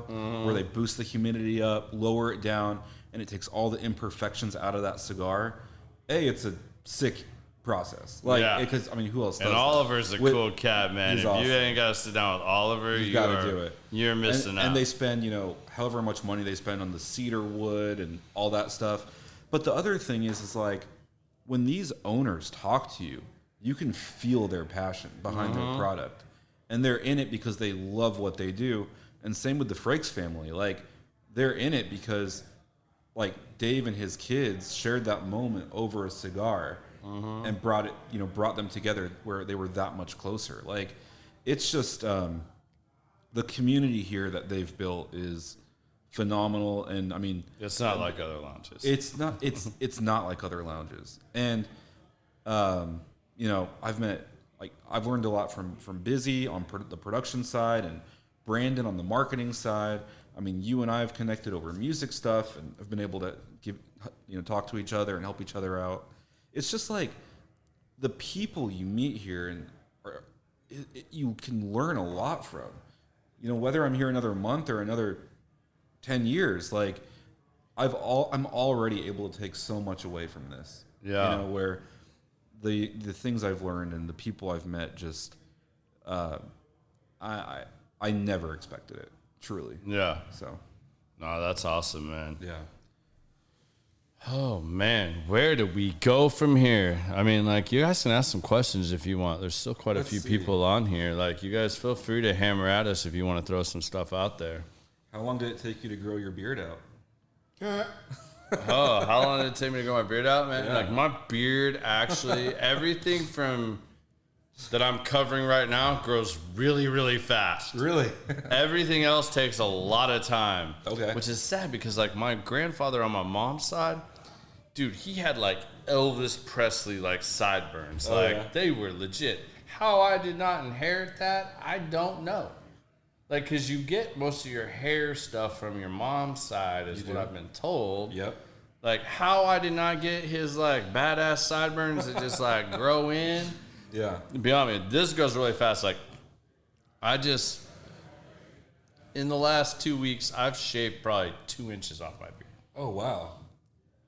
That's Yeah, awesome. like, my wife didn't even notice for like a week. She's I like, didn't you know cut your beard. And I was like, yeah.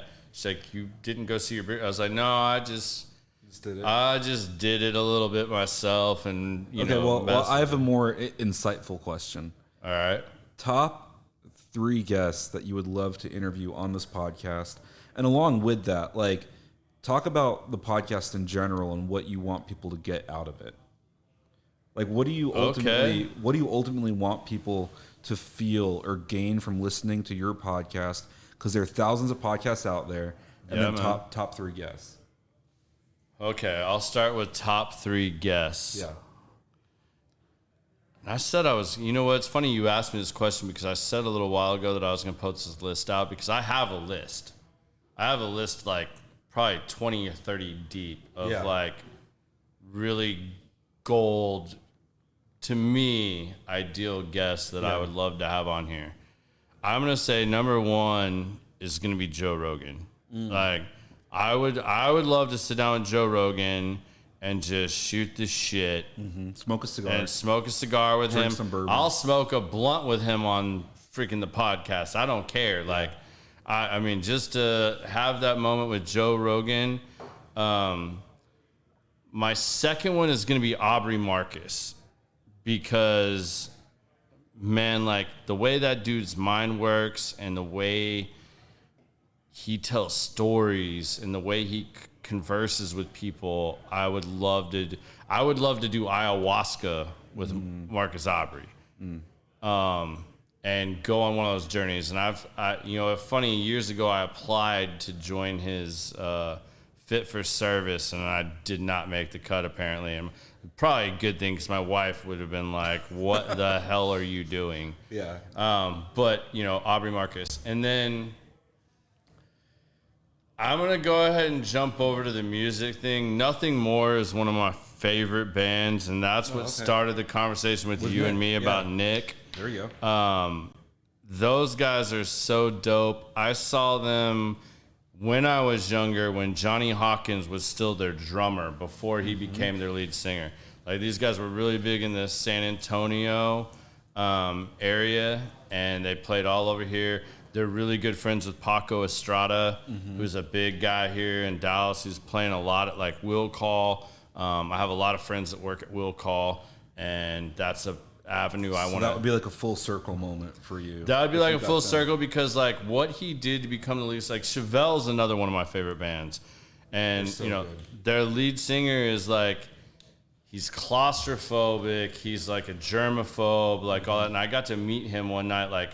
before a show, him and his brother, and like it was super just cool. Although they kind of shit on my dream of where I want to take the podcast, just because I was like talking to them about acoustic, and they're like, "We're metal, bro." Like, But see, like, I know, but like, that's so cool, but he did ask me. He was like, in all fairness, I want to fully state this. Like, he was like, "Boy," he's like, "What song do you want us to play?" And it started off because there's song on point 1 where they do play acoustic, like the whole song starts out acoustic. He's like, I don't even have an acoustic guitar with me on this tour. yeah. And I was like, all right, fair enough. He's like, what other song do you want to hear? And I said that, and like, dude, I was staying back. Like, I got to a really good point. Like, I always go find the sound booth. Yeah. Wherever the sound booth is, that's where you I get hear as everything close to that so as well. I can, because that dude's hearing it the way it's supposed to be heard and really wants to hear it. I completely agree. I get as close to the sound booth as I can get. Yeah. And that's my point. So I was doing that, and I guess he was watching me, like a little bit, and like he pointed out, he's like, I met some cool cats tonight. You know, we all had sushi at the same restaurant, didn't even know it. What? We were all standing in a window of a bike shop in Austin, and you know, like I was like, oh, it's Pete. Oh and I my was like, God. my roommate's like hitting me like this, you know, and I was that's Pete. Like you're not freaking out, and I'm like, you know, like for a minute, and I was just like, what's up, bro? And I fist bumped him. He was like, respect, because you know he's a germaphobe. Like he does not shake hands. And you knew that you respected. But I knew that about him, and so like we did that whole thing, and we were talking, and he was like, and I forget what song I even asked him to play, but he played it. And it's like, this is for the dudes that I met tonight. Blah blah blah blah. Let's do it. I ain't playing acoustic, but let's rock. And he just jammed it out, and I was like, that was dope as shit. Like, me and him both knew that like he was talking about like what we asked him. Oh man. And like that was cool. But Johnny Hawkins and those guys, what Nothing More is transcended into, like this guy had like stage fright, didn't know he like took vocal lessons, and like they should have won a Grammy like years ago. Yeah. When now Ghost is like when Go to War came out, like when Go to War came out, they got nominated for Best Rock Performance. Mm-hmm. They lost to a dude that died that year. Like, not to shit on somebody that died, but like you didn't win that legit. You lost it because they lost because that dude died. Yeah. Like, so like I was super disappointed about that, but like those guys and Mark, their guitarist, like they've been super cool. Like I've gone to like so many of their shows. I go to all their meet and greets, and they've been super nice. Like they sit and talk. Like I want to sit and chill with Johnny and like do this and like and have the live show. Like as far as when I add the music thing, like right now, Nothing More is my like top band. I want to get in. I want them to play acoustic. I want everybody to hear how phenomenal Johnny's voice is. Like when it's just broken down and raw, and like how good the band is. Like if anyone's watching in the comments, put some bands that Garrett should book. Yeah, acoustic. y'all want to put some bands in there. Like, what are bands that the audience would like to see live too? Yeah, I'd be curious. All right, so your first question was 3, so that was 3. Yeah, and I want to know, out of every, because this is what I ask bands too. When bands would come to me to manage them, I would go, I think you're good. What makes you stand out from every other band that wants to make it in this industry? Yeah, so what makes it stand out from every other podcast? Yeah. I like to think that we have genuine conversations to where, like, I don't feel like I would have had half the guests on here that if they felt like I was trying to be like TMZ and have news breaking, ask them certain questions. Like, you and I had a very brief conversation before we went on here. Absolutely. Because we've talked a lot. Yeah. But there's certain things we've never like dove into. And it was just kind of like a mutual research, like, hey, bro, like, no, I'm not going to ask you any of that stuff. Like, I'm not going to ask you to tell me about X, Y, Z. Yeah. Or ask you this question that's going to make you uncomfortable, or for you to have to sit here and say, I'm not going to talk about that, or I don't want to answer that. Like, I want people to see that just taking the moment. Yeah, Brian, I know you want to see Taylor Swift. I'm down to do that. Like, Taylor Swift. You know, like, I feel the same way about Post Malone. Like, I want Post Malone on here, like, really bad. Like, that would be awesome. Post Malone doing an acoustic set, like, cool. He's got a good voice. I love man. That guy. Like, he's really good. And he does that stuff raw. Like, during COVID. Dude, Nelly acoustic. Like, yeah. That'd be sick. And, like, but, like, Post Malone, he did that thing, like, where they all dressed up like Nirvana in the drug days. Yeah. Like, the hardcore days. And him and, like, Travis Barker, I think, and like Dave Navarro, and they just like they played like live on a streaming thing, like on Twitch or something, for like 2 hours during COVID, and just post set and drank Bud Light and smoked cigars or cigarettes, like, and just they jammed out like Nirvana acoustic, like that was so badass. Like it's really cool. You know, so any of those things, man. Like I said, I'm gonna shoot for the moon. But as far as podcasts goes, like I want people to know that they can tune in and that they're gonna get a live, real conversation where it's gonna be like us sitting down, just like, you know, we've been the best of friends, or you know, even with some of these people that like I may not know very well, and like learn what it is that made them great, what roadblocks did they hit, what failures, so other people can learn those life lessons with hopefully not having to go through that. You know, like when my dad died, you know, I have a brother that's 2.5 years younger than me. There's certain things that all of a sudden I felt like, and maybe this is wrong. You know, I'm not saying this is right or wrong. Just your experience. But there's certain things where he went through life lessons that I know I went through. And when your dad tells you, you don't really want to listen to that. It's like you don't. You know, you want to disregard that a little bit. Like there's certain lessons you have to learn in life on your own, and there's others like you really would like to be able to share, and you're only telling them out of love so that hopefully they don't have to go through that and experience that in the hard way. Even though there are some lessons you just have to do that. Like no question. Like people can tell you all they want to, and you know, you have to learn it on your own. But my goal with like most of the podcasts was to be able to sit back, let people know that like sitting down and sharing a cigar, some spirits, and just having a genuine conversation, putting yourself out there, opening yourself up, and having a genuine conversation with somebody and learning from that experience. You know, and if I can combine that in a unique enough way that where people feel like this isn't just like another interview, you know, like when I've had athletes on and stuff, yes, I have to obviously introduce them and talk about their career and give enough of a introduction. It's an introduction, yeah. Yeah, it's more just an introduction so that for those that don't know, you know, like a Super Bowl winning, Pro Bowl player, blah, blah, blah, blah, blah, went to this college. But I don't sit and just ask them about their career. That's right. On a like statistical type basis, you know, like I want to know, tell us about the great men that coached you. I love that. You know, like let's talk about the life lessons that not only applied to football or baseball or basketball or whatever sport, but let's talk about those life lessons you learned that you still use in your life today. Like those are the conversations I want to have with them. Like the deep conversations we have out of nowhere when we're just sitting back here smoking a cigar.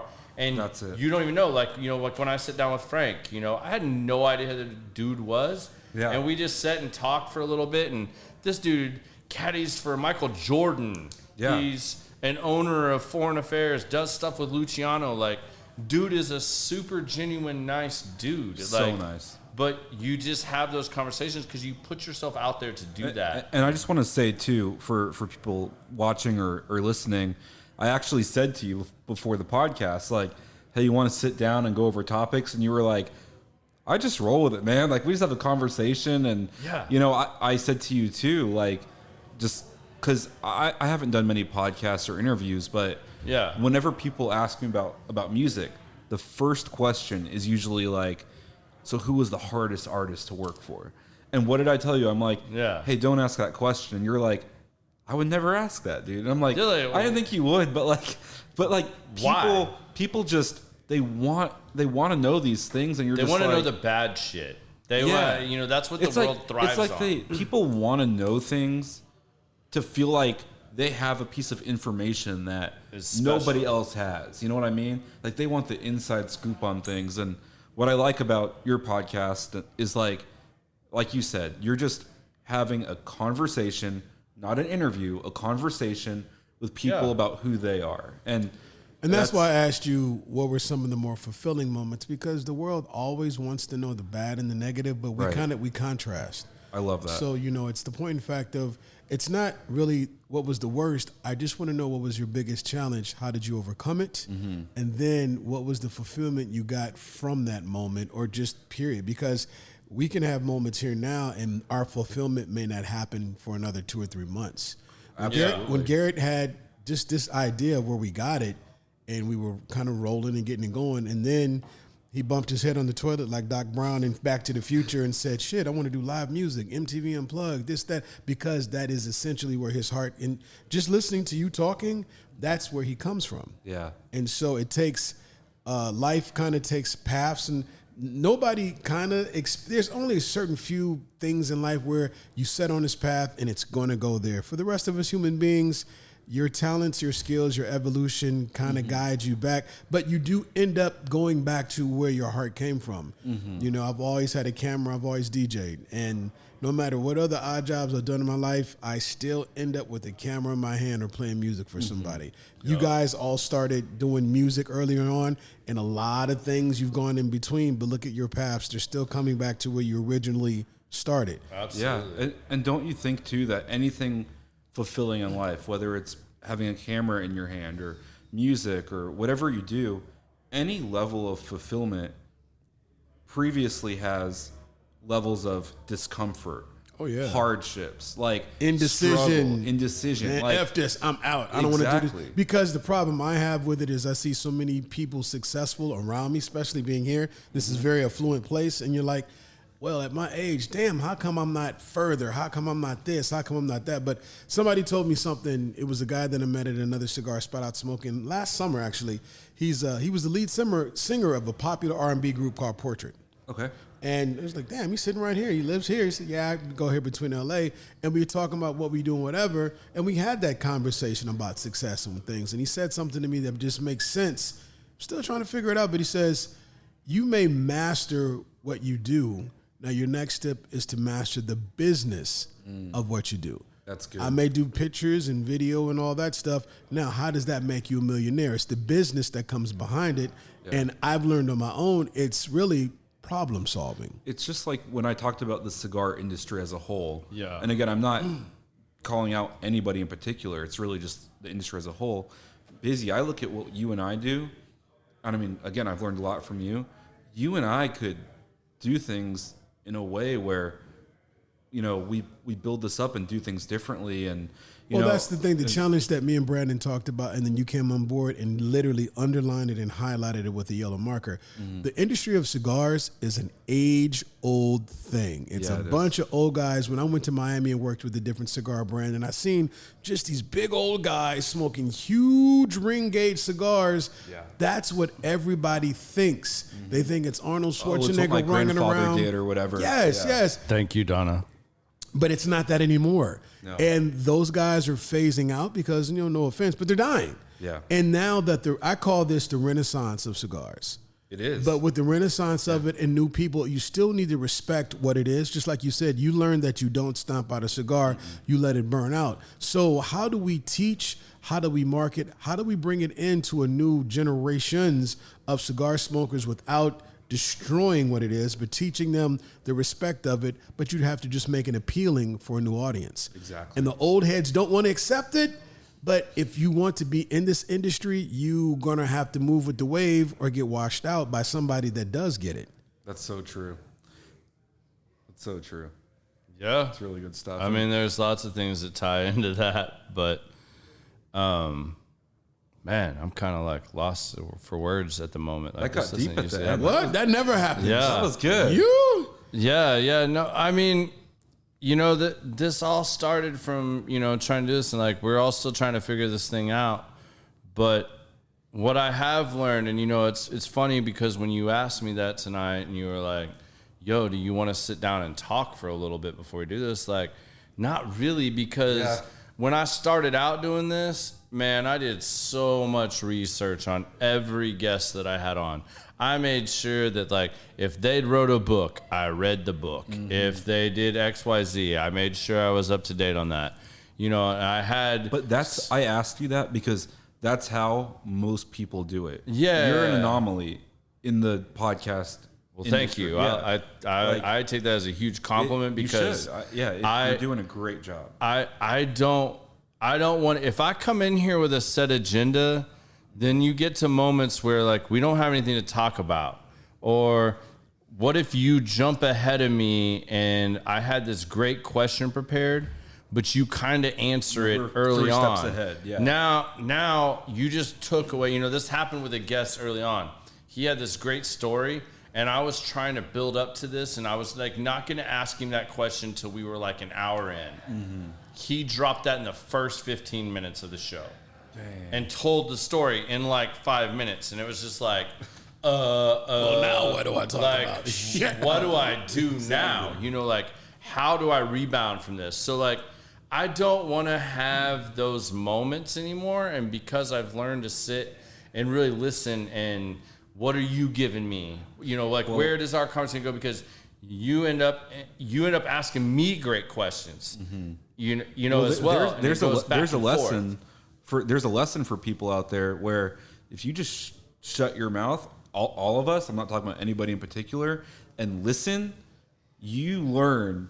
Again, just like I watch people who did things wrong. Yeah. You learn so much from people if you just close your mouth and listen. When me and Garrett first started, and that was one of the things, the feedback I gave him, I said, you know what? Absolutely. Let the guests talk. Let them figure out what it is, because we're always going to be here. We only got you for a couple hours. Because I tried to be the interviewer. I just sat down all right, I've got all these great questions. I had a list where I had questions, and I could just take you to those questions. Mm-hmm. Well, that didn't flow real great, like always. It didn't.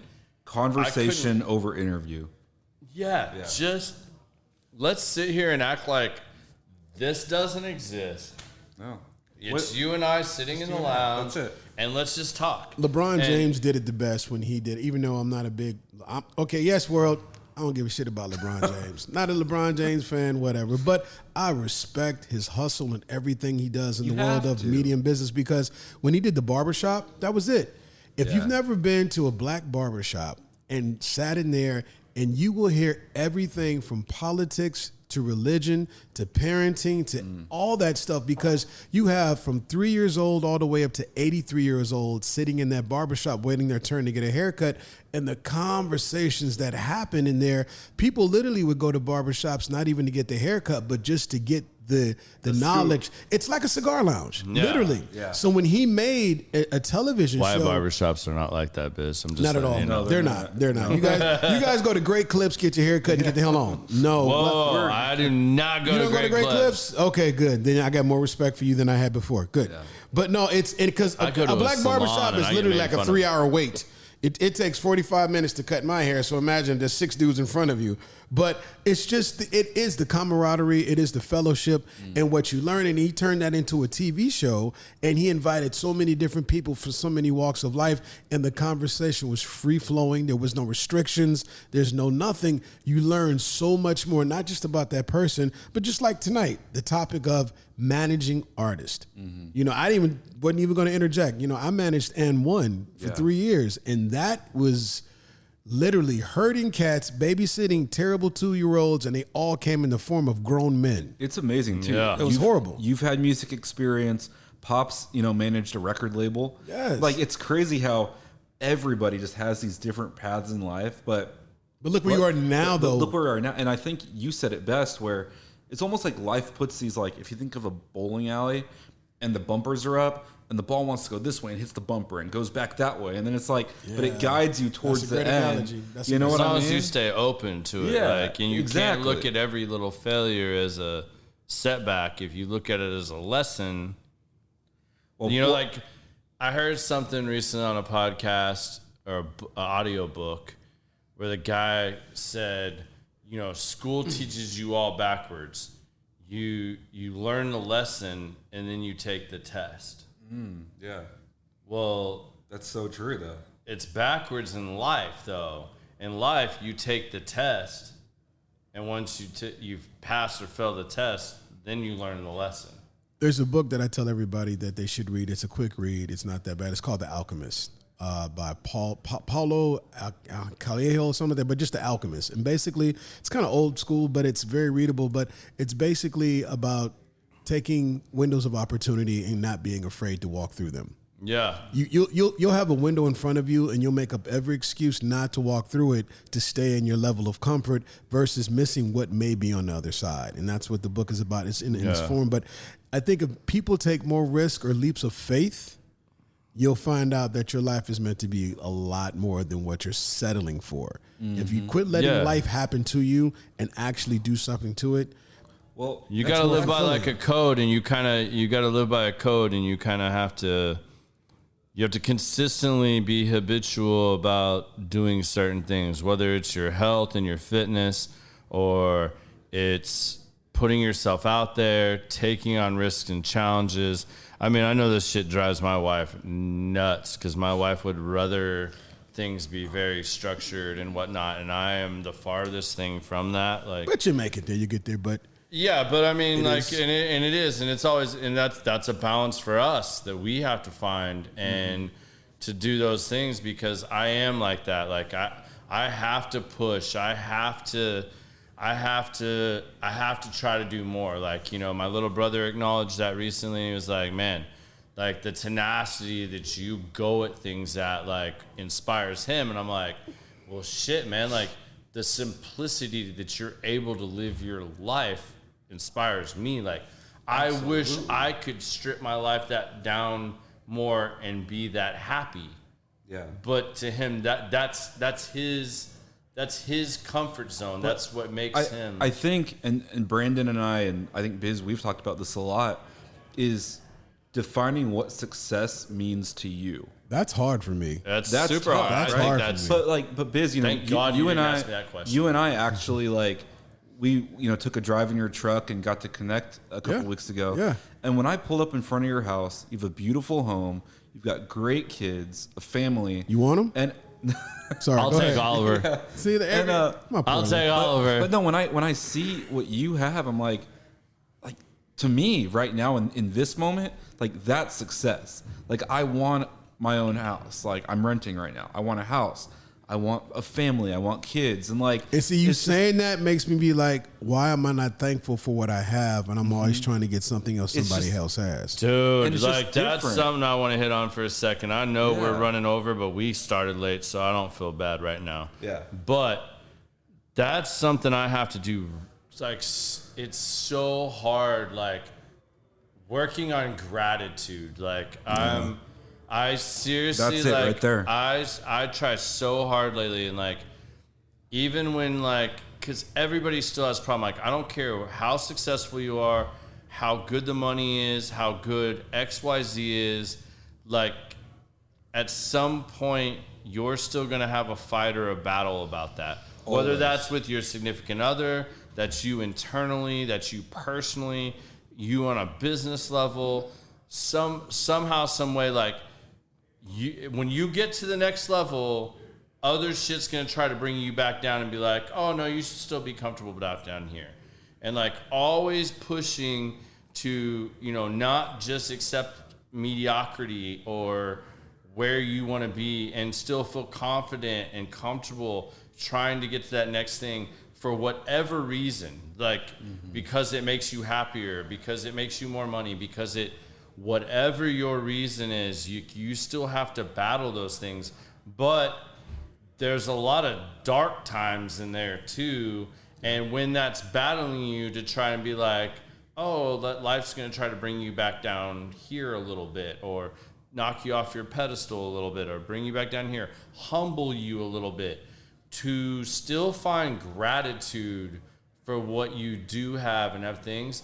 And my wife has brought that back to me a lot in a lot of instances, because, you know, I spend a lot of time just on my back patio, and I just have to sit back, relax, listen to the water, you know, and chill, smoke my cigar and go, yeah, you want my house, I want his. Like, I have so much to be thankful for. But then I get riled up or disturbed because why didn't I already feel grateful? Like, why didn't I already have some gratitude? Like, why is gratitude so hard at times? Like, that's something I personally battle with. But didn't you just say that you always are striving for more, though? Like, yeah.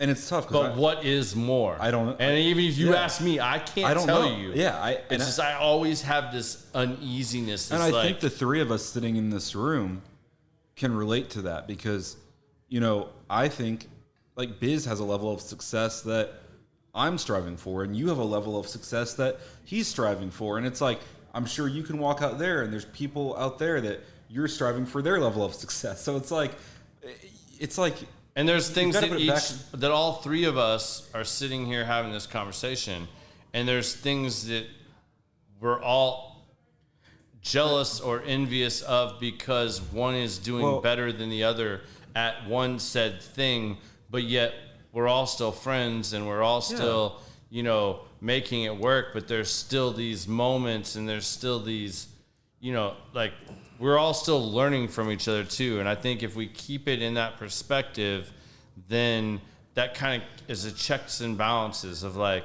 okay, he may, and to our eye, you may be doing X right now better than I'm doing, but I don't know what struggles you're having right now too, and you're feeling like you're failing at these 10 things. But I'm looking at this one thing that, whether it's social media, being around you or whatever, that I feel like you're doing better.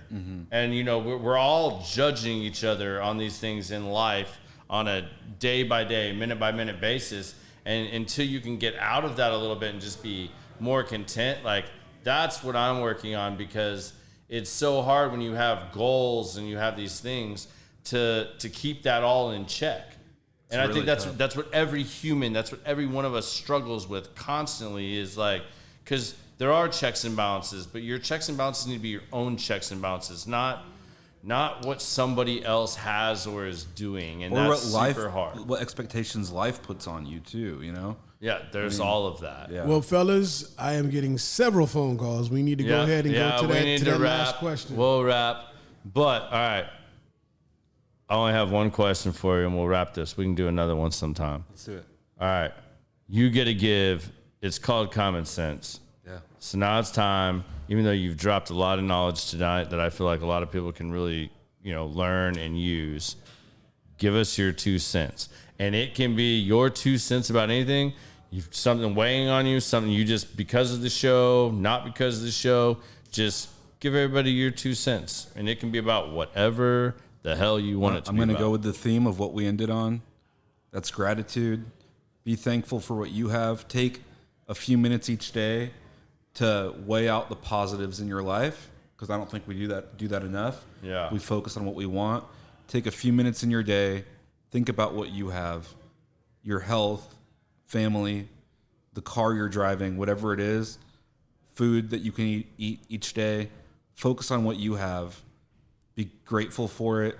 Call your family while you can, and love on your dog, whatever it is. Like the little things that make you happy, that bring you happiness in this moment of your life. Be grateful for it. Absolutely, man. Yeah. Hey, man. Thank you so much for being on the show, man. I've really enjoyed sitting down here with you and doing this tonight. Yeah. Tune in next week, and we'll be ready to rock. I hope you guys enjoyed the show, and all of y'all have a safe, wonderful, happy week. Peace. Peace.